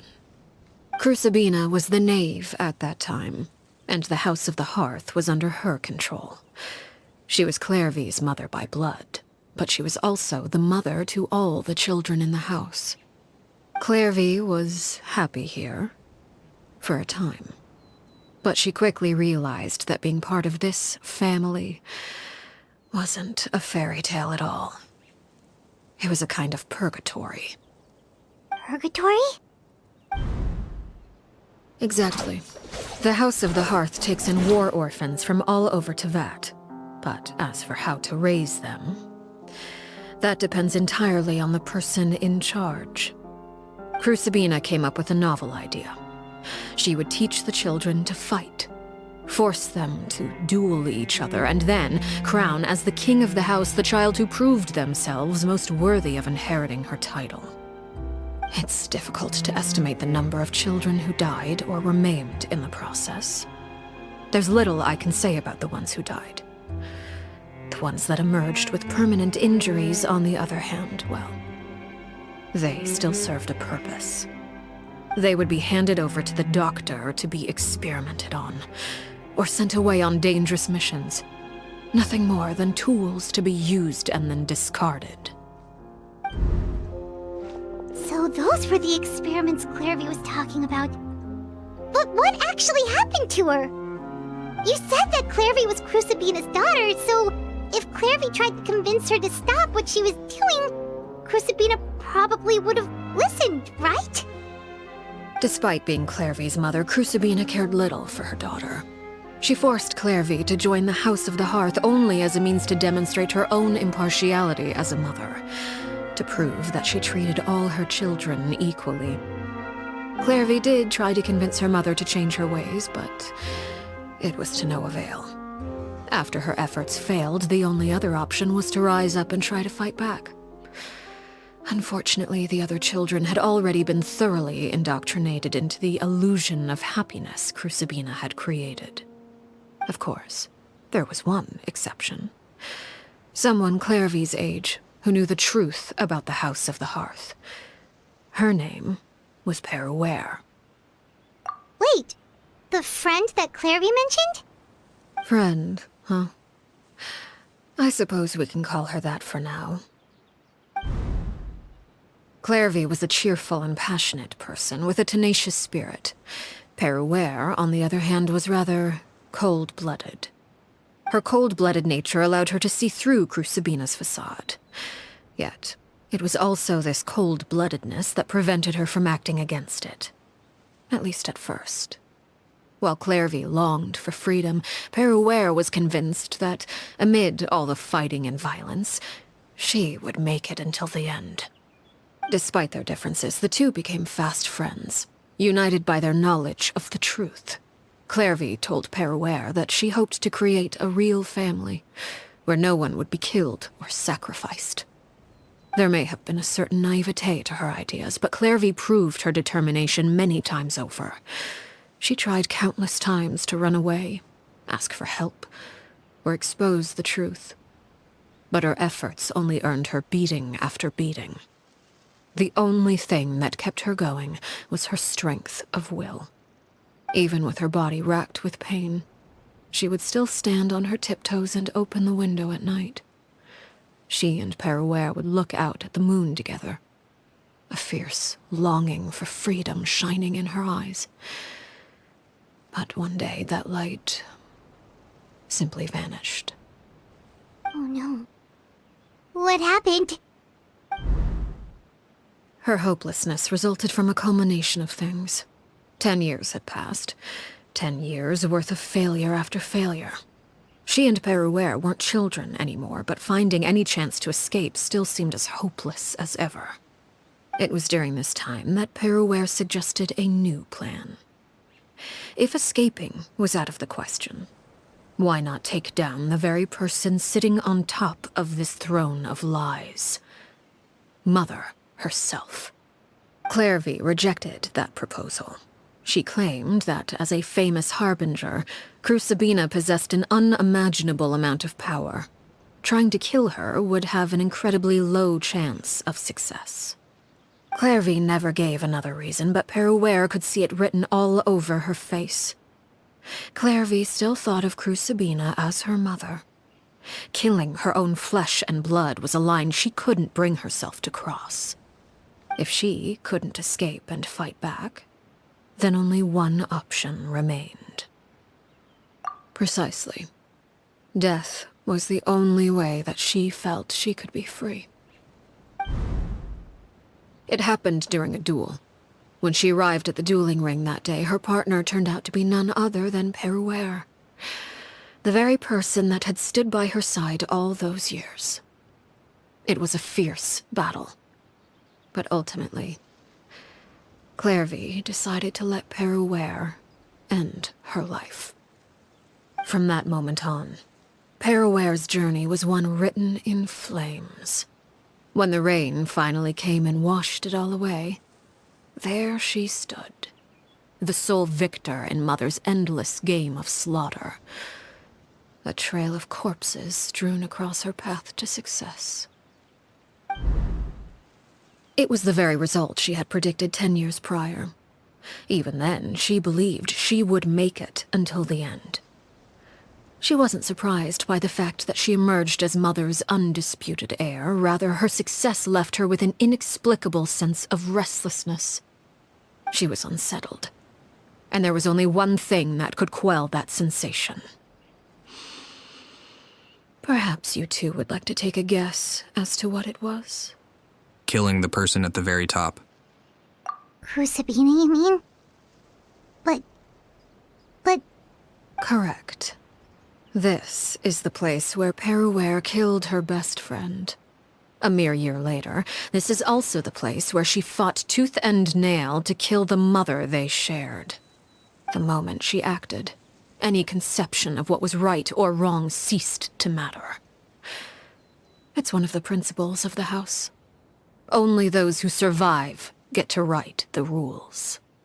Perouer won the battle, and became a harbinger herself. After which Her Majesty, the Tsaritsa, bestowed upon her a new name. Arlecchino. So the Perry Clairvy was talking about... It was you all along. You're Perouer. Arlecchino is just a name you got later. This was your story just as much as Clairvy's. I left that name behind long ago. I must say, hearing it now does bring back memories. After I defeated Crucibina, the moniker of Mother died with her. I chose to forego the title she called herself, and even chose to give up my own name. I rebuilt the House of the Hearth under a new identity. Not only as Arlecchino, but as father. And that is where the story ends. Any more questions?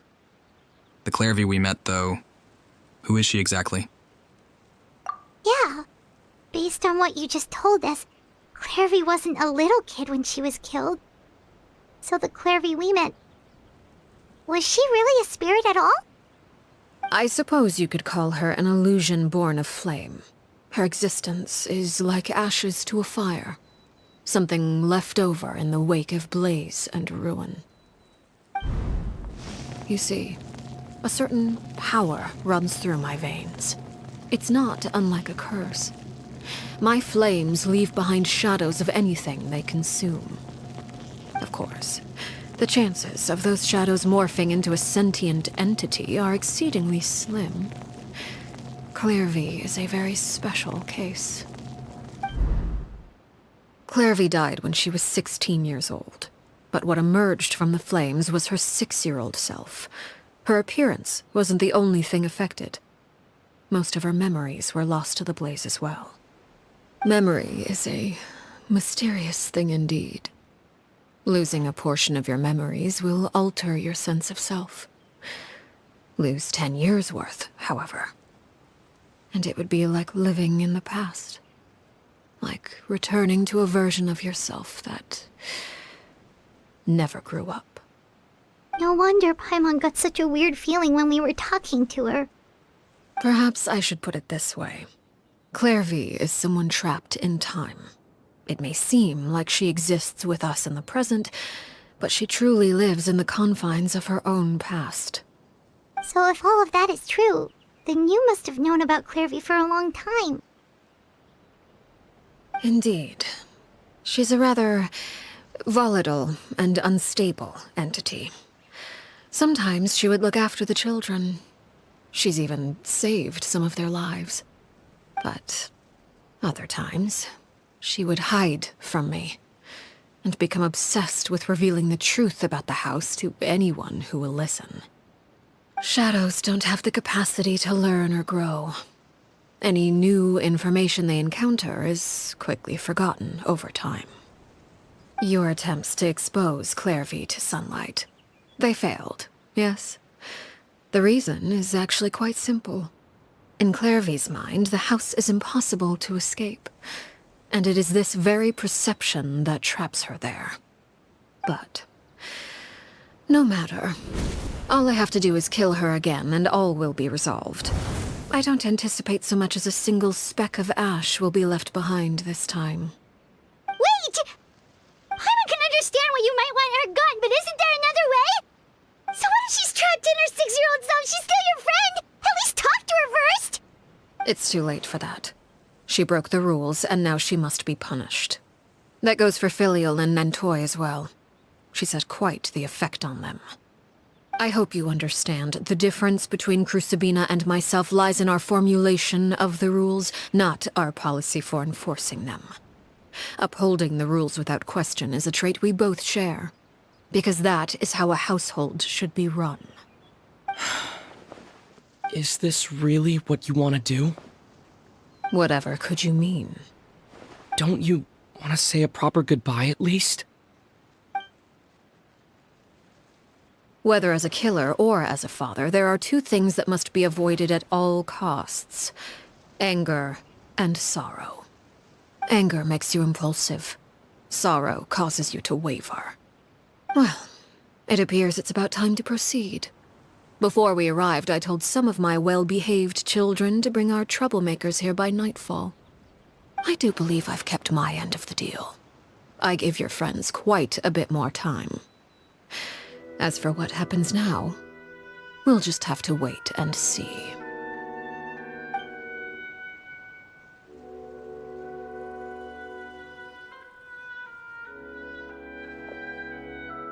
Here they are, Father. Ah, you gonna execute him? Seeing something like that would actually be a first for me. Lenny! I'm sorry.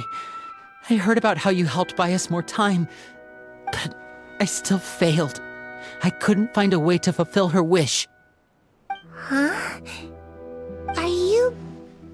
Perry? Indeed, it's been a while, Clairvy. Perry! Shh, stay right there. I'm sorry to postpone our reunion, but first I believe certain scores need settling.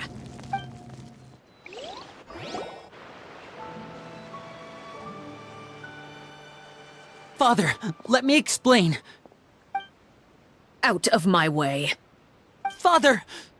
You chose to conceal a threat to the house, and for that, you must be punished. Overall, however, I suppose your wrongdoing is hardly the most egregious of the bunch, so I'll deal with your punishments later. As for right now, the more pressing concerns are the traitors among us. By traitors? Do you mean us?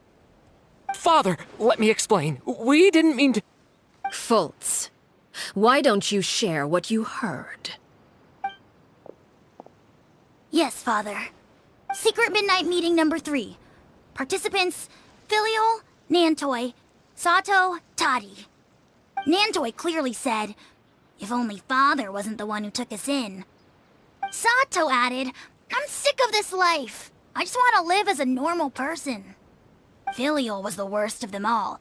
She called us crazies and said a bunch of mean things about Father. I did not!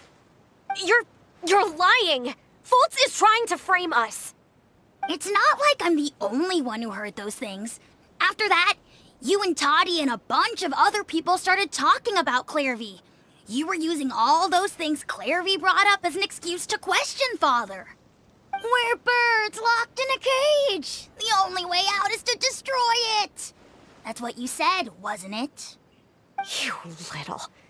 You just want me gone, don't you? What did I ever do to you, huh? And you, Sheplo, have you forgotten who stood by your sickbed, watched over you, and changed your dressings? Come on, let's hear it then. What's your reason for all this?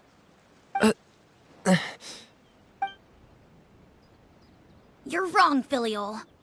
We don't want you to die. You're our family. Liar. You wouldn't be doing this if that were the case. So why? Why have you backed us into a corner? We all live in the House of the Hearth. You know the type of work we do, Filial. A single betrayal can cost dozens of us our lives.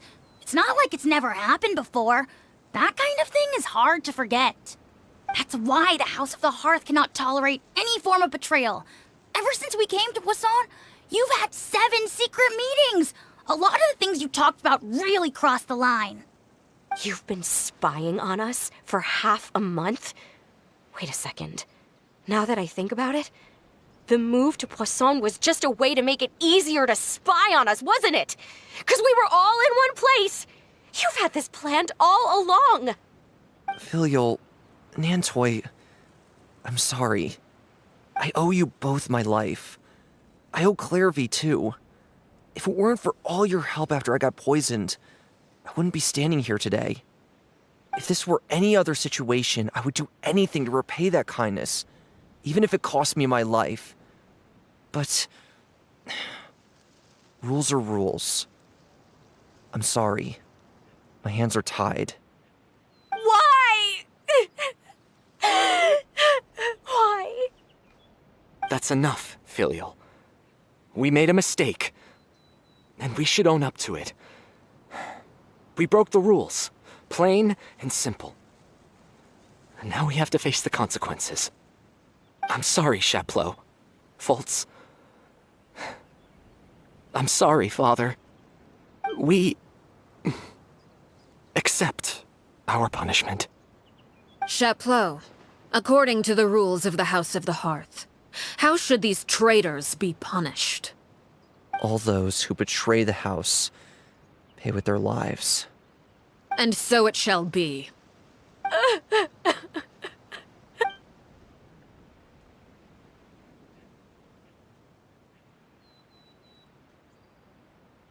Father, please wait! Something you want to say, Linny? Please reconsider, Father. What Filial and the others did, does it really count as betrayal? We all come from broken families. From the very first day we joined the House of the Hearth, we wanted nothing more than to make it a real home. But the truth is, none of us know what a real home should look like. I'm not saying I have all the answers. All I know is this. Killing Filial and the others may uphold the rules, but doing so will only bring us further away from being a real family than we've ever been. So please, Father, please reconsider. I agree with Linny. Father, please. Linny, you... I also agree with Linny. An order once given cannot be rescinded. However, given the extent of your determination, I suppose we shall have to go about this a different way. Draw your weapons and face me. Our weapons? Father, are you referring to a duel? Precisely. The rules of the house will not be altered. Traitors must be punished. However, resolving disputes with a duel is also one of our rules, one that also applies to me. Demonstrate a sufficient showing of strength, and I shall offer a concession. Wait. Beat Father in a duel? Impossible. Father is way too strong, even for Linny.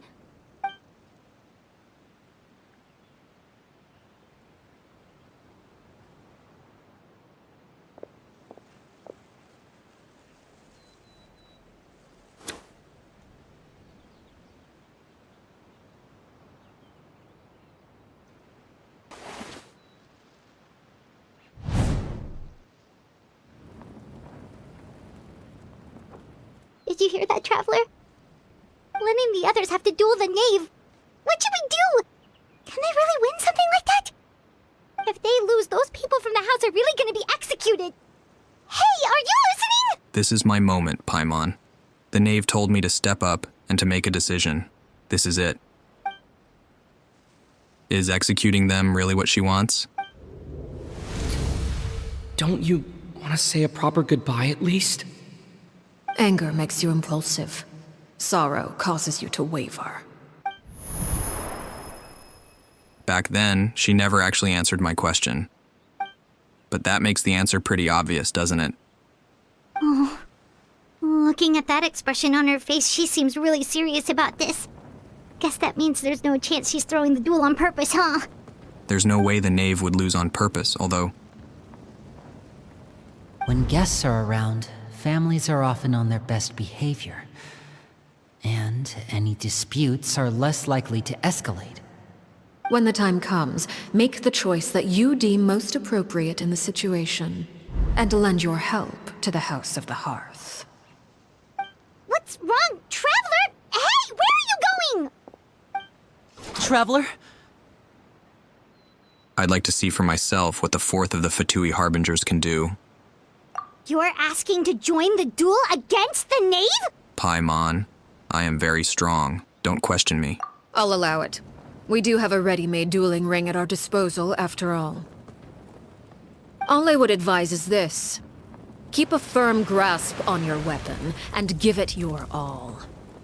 Any less, and you may just lose your life. That's alarming. Oh god. Okay. Stabilize! Oh, Jesus! What pitiful attacks! Excuse me! I thought I taught you better. My attacks are not pitiful. You're pitiful. Now's our chance! Settle down! Solidify! I will have order! With these rising flames!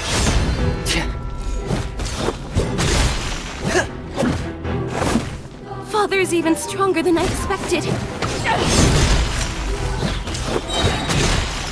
Going under! Hey! Getting gear! With these rising flames! Gather! What are those? What are those? Getting gear! Closer now. Oh, Jesus.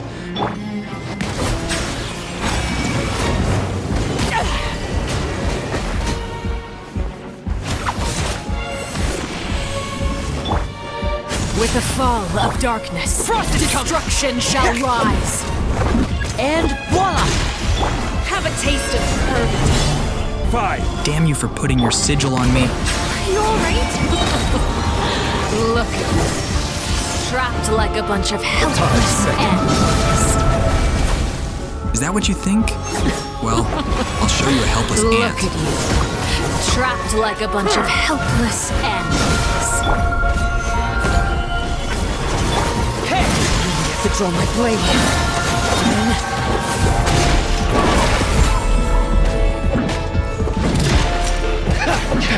Getting gear! Pair! Frost is coming! Getting gear! With these rising flames! Stabilize! Watch out for Father's movements! Now disappear! Is it my turn now? Frost is coming! Getting gear!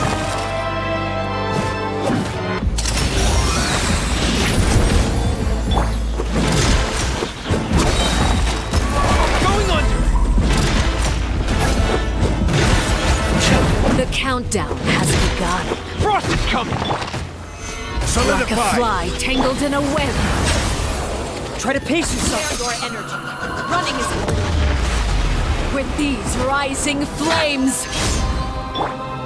This is order! Bow your head. Have a taste of purgatory. Purgatory? Good God. The mighty be humble! Now's our chance! Not bad. You've proven to be a worthy opponent after all. Settle down! Is it my turn now?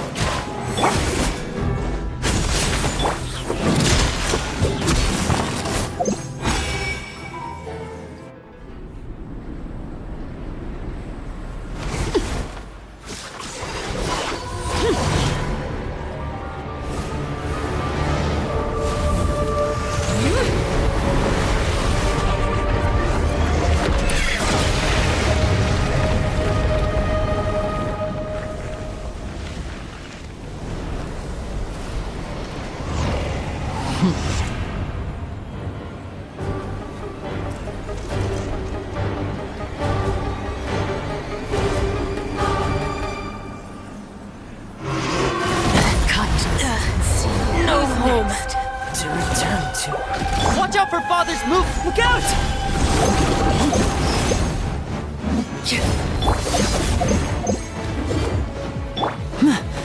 Step brothers, getting gear!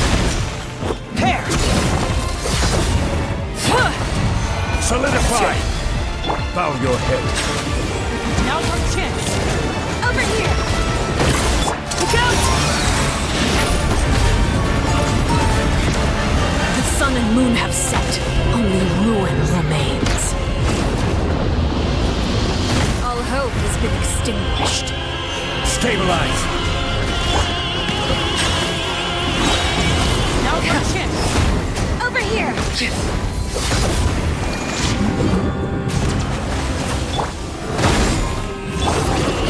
Solidify! Frost is coming! Getting gear!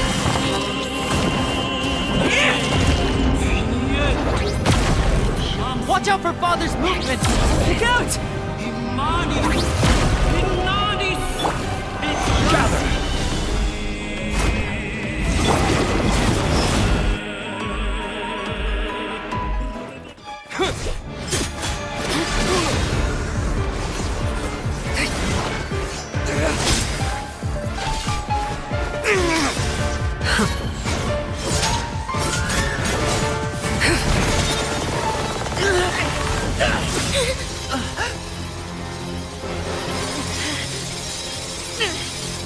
You should know better than to crowd in one place.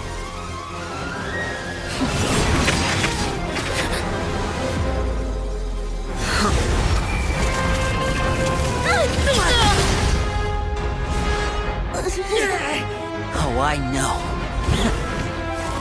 Now! I'm sorry, Father!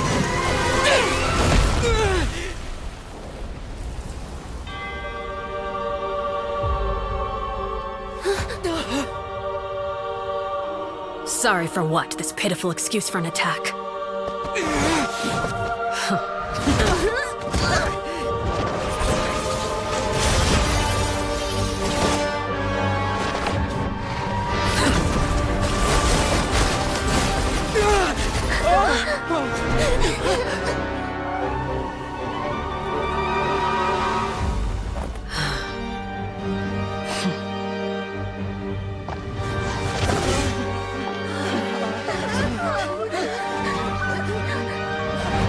Father, no!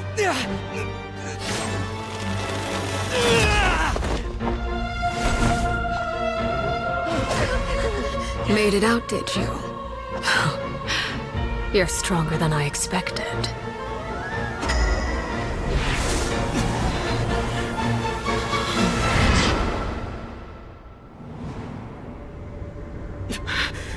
A crimson moon? I can't move.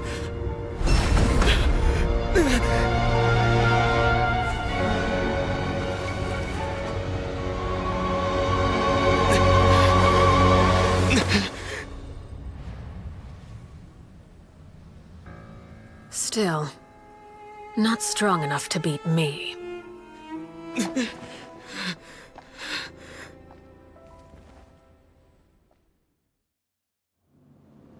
He said a crimson moon, almost like he recognized it.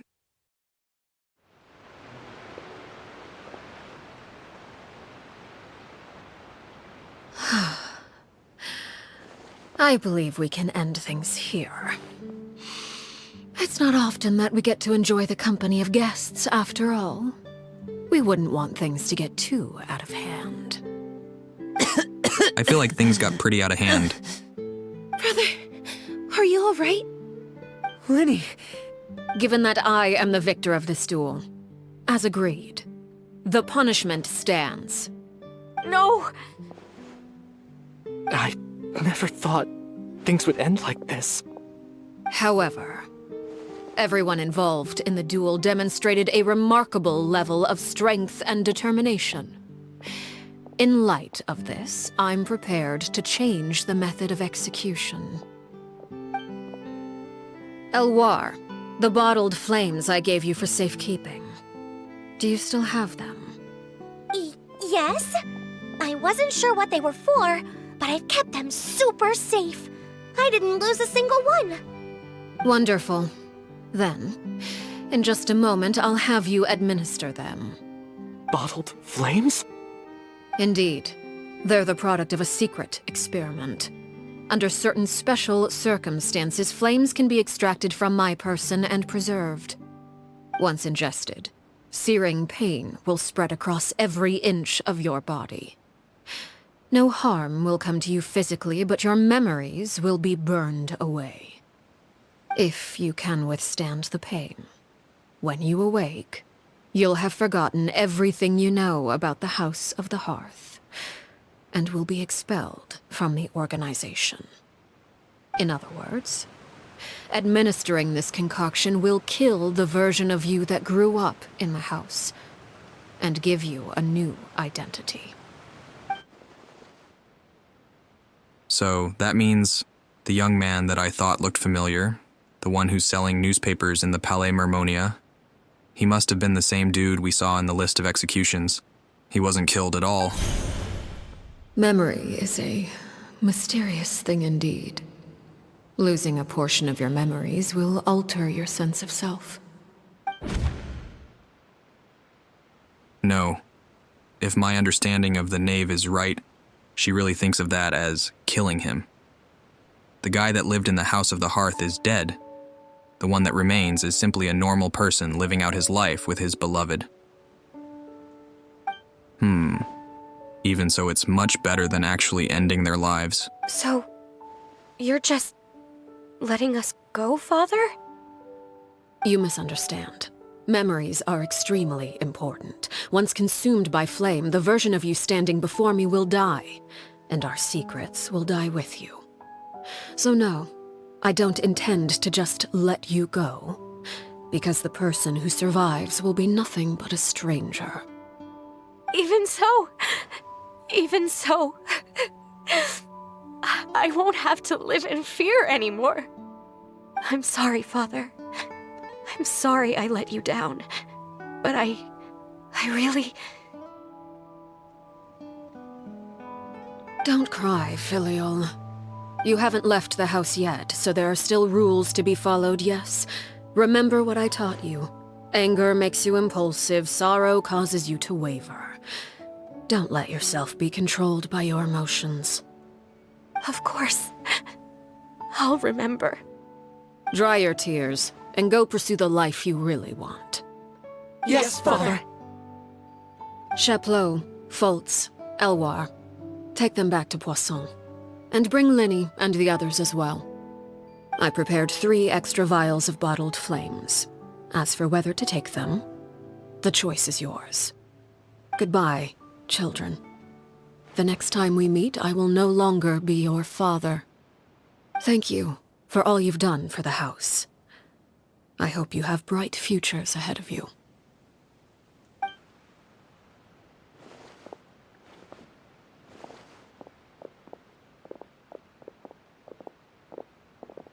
Father. Let's go.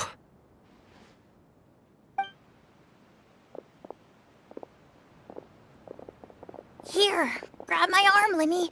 I'll help you walk back. Thank you.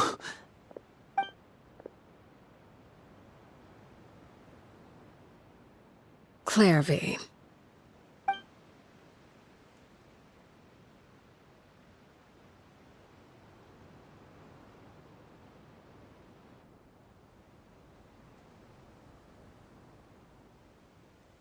Can we talk now? I've been waiting for a super long time. You really are Perry, aren't you? I haven't seen you in so long. How come you're all grown up? Wait, did I somehow travel to the future on accident? Or am I dreaming? What a long dream. Neither. You died, Clairvy. That's what happened. You could have at least sugarcoated it a little. Look, she's that speechless. If this is really Clairvy's younger self, then I'd say she's probably had enough lies. Oh. Okay then. Huh? That's it? You accepted it just like that? Yep. If that's what Perry says happened, then I believe her. Perry wouldn't lie to me. Plus, I don't really need to know why I'm like this. I'm more curious about what happens in the future. If you're a harbinger now, Perry, that means Mother is gone, isn't she? Can you tell me about it? I want to know what happened to her. And to me. You never stopped trying to defy fate. At first, no one believed you. You could only vent your frustrations to the moon. In fact, you often sought comfort in the night sky. You wanted to see the aurora, so one night we promised each other we would go to Snezhnaya to see it together. Later on, you tried to run away, but you were brought back each time. Mother spared your life, but it wasn't out of kindness. Instead, she decided to make an example of you by slowly torturing you over time. That way, the other children would know what happens to traitors. Still, you never gave up. Mother hoped that through ruthless duel after ruthless duel, she would be able to crown an ultimate victor among the children she raised. But you called on everyone to unite, to fight to a draw in order to reduce casualties. Your efforts may have only delayed the inevitable, but still. You gave them hope. You tried everything you could think of, but every attempt ended in failure. Still, you never turned your sword on Crucibina, and you never turned it on me. On that gloomy day, you told me, "For the last 16 years of my life, I've done everything I can to fight for freedom. But now, I realize that the only freedom I truly possess is the freedom to choose to die." I never imagined I would say something like that. I must have been feeling really worn down. But somehow, I still think I understand. According to Mother's plan, only one of us was going to make it until the end. And I always hoped that person would be you. If I could do it all over again, I still don't think I would make a different choice. Even when I first met you, I knew you'd be able to do what I couldn't. Is that so?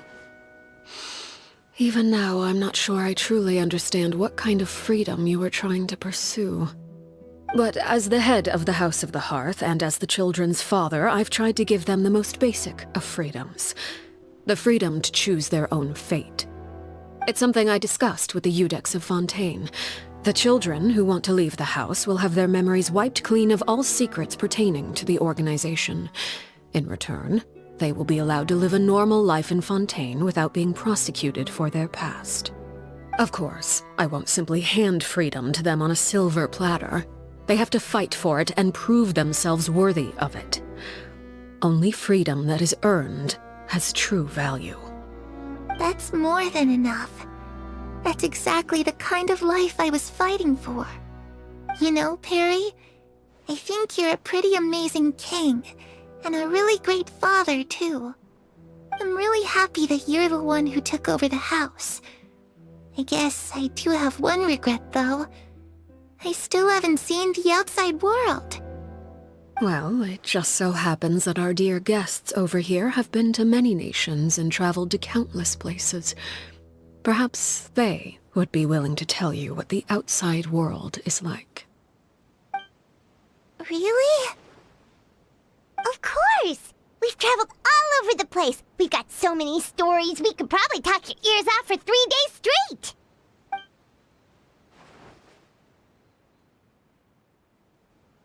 You know, I used to dream of being a bard. Playing the lute while singing into the winds of freedom. Even if there was no one there to listen, I would have continued to sing no matter what.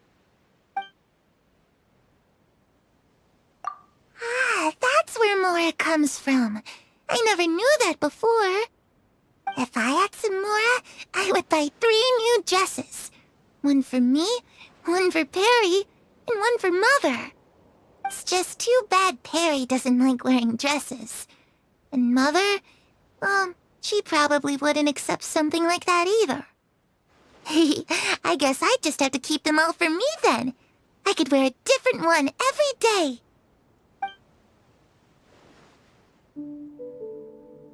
Those yokai you mentioned, what do they look like?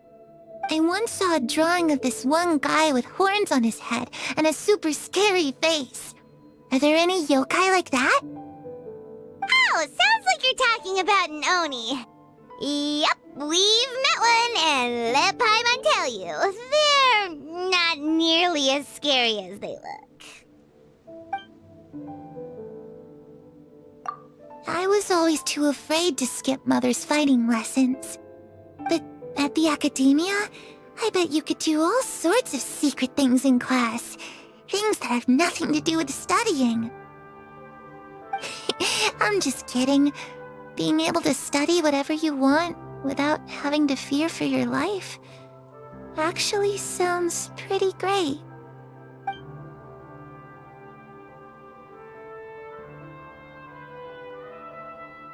The situation was super dangerous. Lenny and Lynette were accused of committing a crime, and they were going to have to stand trial at the Opera Epicles.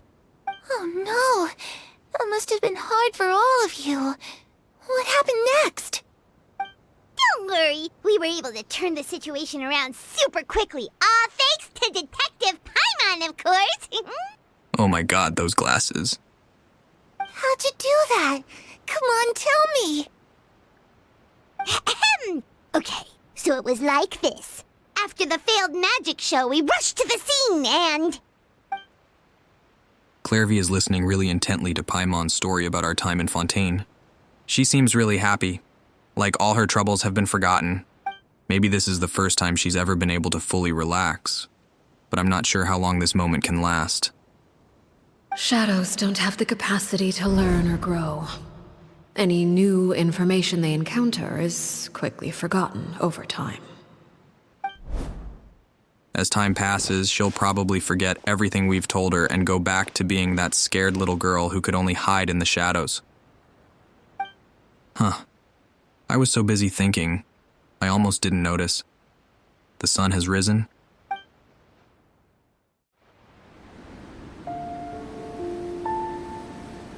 Clairvy, you've worked tirelessly from the shadows to overthrow the House of the Hearth.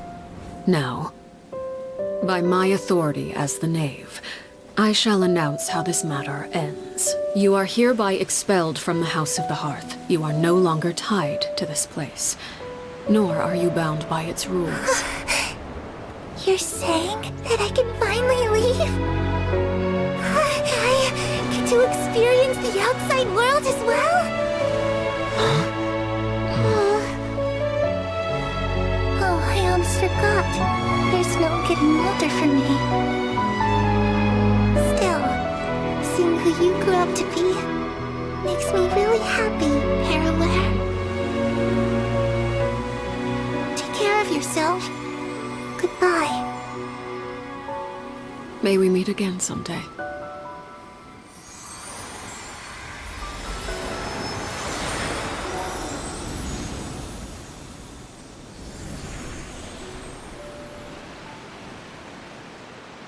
Clairvy. She left so soon. Paimon didn't even get to finish her story. I also have certain sentiments left unsaid. I wanted to tell her that the aurora I saw in Snezhnaya was just as beautiful as the ones in the pictures.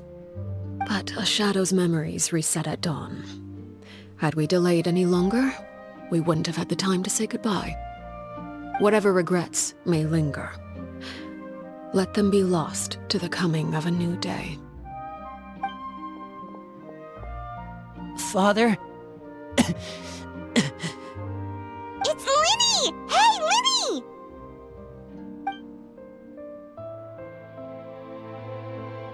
What is he doing back here? Let's go check it out.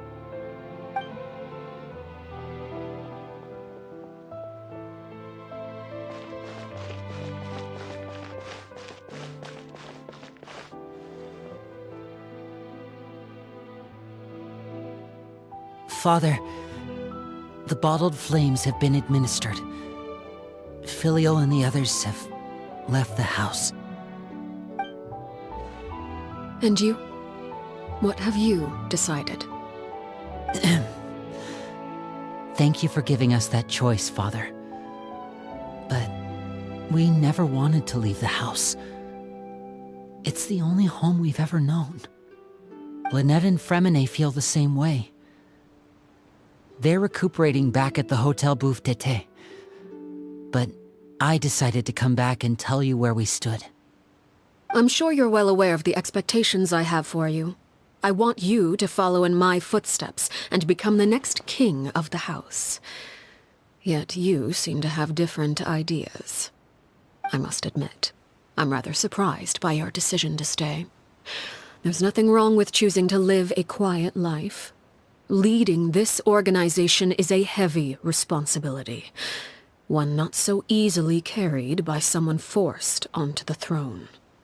I just never understood what you saw in me. What made you believe I was deserving of that throne? You're brave, talented, and, most importantly, you cherish your family. You would do anything to protect them, even if it costs you your life.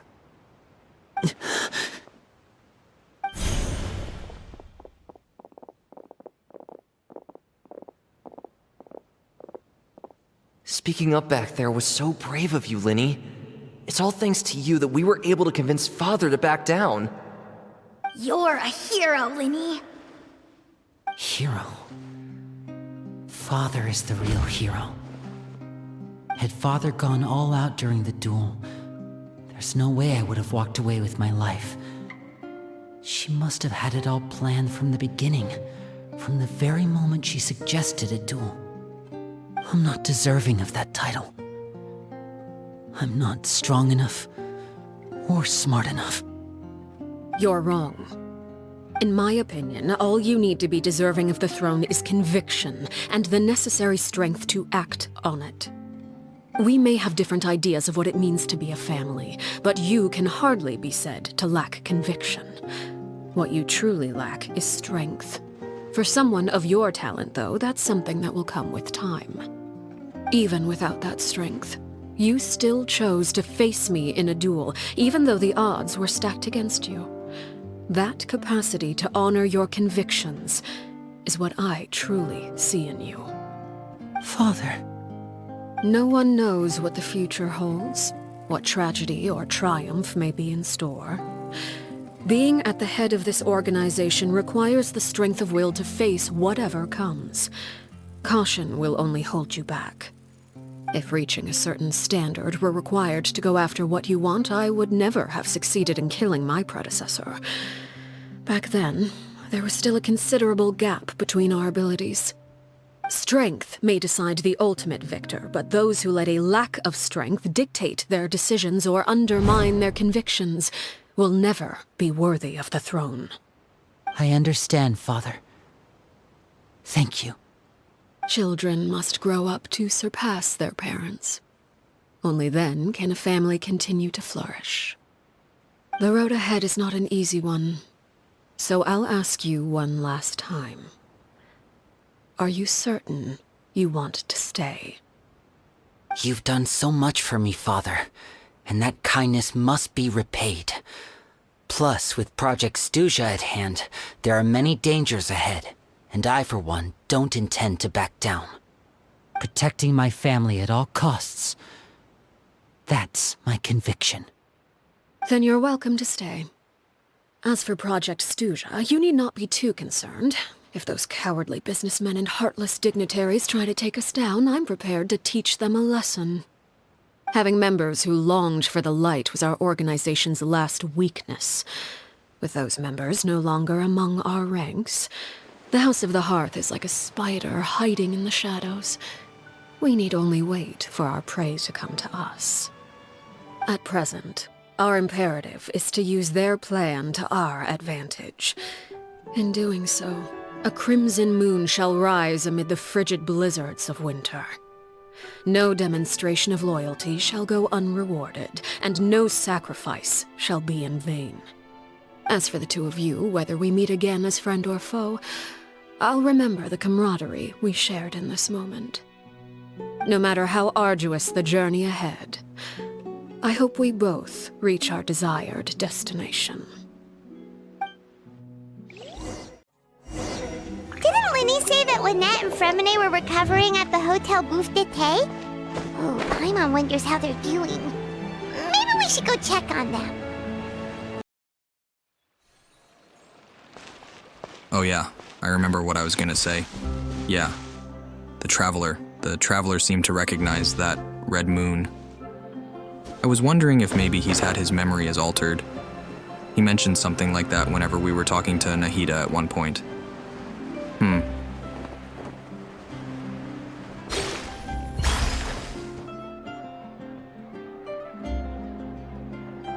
Lynette? Fremine? How are you feeling? Much better. Whew, what a relief! What about you? Are you feeling all right? I knew you'd come out unscathed. Us, on the other hand, well, we've been bedridden for 2 days. I couldn't even turn over. Oh, and I wanted to ask, is Clairvy gone? Linny and the other members have left Poisson and returned to the House of the Hearth. According to him, there haven't been any more sightings of a spirit roaming the house. We bid her farewell under a blanket of sunlight. Her wish has been fulfilled. I see. I'm glad. Father came to check up on us 2 days ago and told us about what happened with Crusabina and Clairvy. Actually, I've met Crusabina before. Wait, what? You've met the former knave? Crusabina died a year after Clairvy. It was during the year between their deaths that I joined the House of the Hearth. Really? For some reason I had the impression that this happened a long time ago, like hundreds of years ago or something. Crusabina had an extremely cruel and radical way of doing things. While she was alive, the atmosphere in the house was suffocating. When I joined, though, the experiment she valued so much had already come to an end, and all the people involved, dead and injured alike, were gone. Crusabina never talked about the past with us newcomers. A couple of months after I joined, Father killed Crusabina and burned all her files. With that, the names of all the people subjected to her experiments, Clairvy included, were lost to the flames, along with the painful memories they represented. Father took in Lenny and me a couple months after that, but she never mentioned anything about Crusabina or Clairvy. It really seems like something she was planning to keep to herself. The last time you talked to her, did she mention why she kept it a secret for so long? She said she didn't want us to be affected by the darkness of the past. She was worried we'd develop a false sense of gratitude towards her if we knew about it. The foundation of a family should be free of any corrupting influence. Whatever happened in the past, it has nothing to do with who we are now. And that's what Father told us in the end. But I still thanked her for everything. It was only after hearing about what Crusabina did that I finally realized how insignificant our lives could have been. The members of the house meant nothing to her. To say that she valued them in any way, even just as a tool, would probably be giving her too much credit. If Father hadn't taken over the House of the Hearth, I probably would have already... Don't think about that. She saved you in the end. Father rarely brings up the fact that she saved us. She doesn't believe that being indebted to her should be what ties us together. But Even if we didn't owe her anything, we would still choose to stay.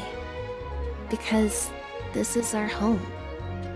We may have arguments or times when we feel wronged. Some people may even choose to leave. But as long as Father is here, we will always have a home.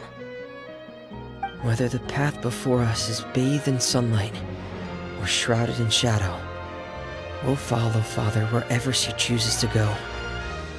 So I wanted to say thank you for helping us make it through this crisis. Without your help, we could have lost a lot more along the way. Oh, we didn't do anything, really. Just invite us back as guests, and we'll call it even. Of course. You're welcome anytime. Are Filial and Nantoy okay? I actually saw them at a cafe this morning. They didn't recognize me. From what I could tell, they were drinking coffee and talking about one of the operas that started running recently. They seemed happy. If I had to take a guess, I would say they finally found the kind of life they always wished for.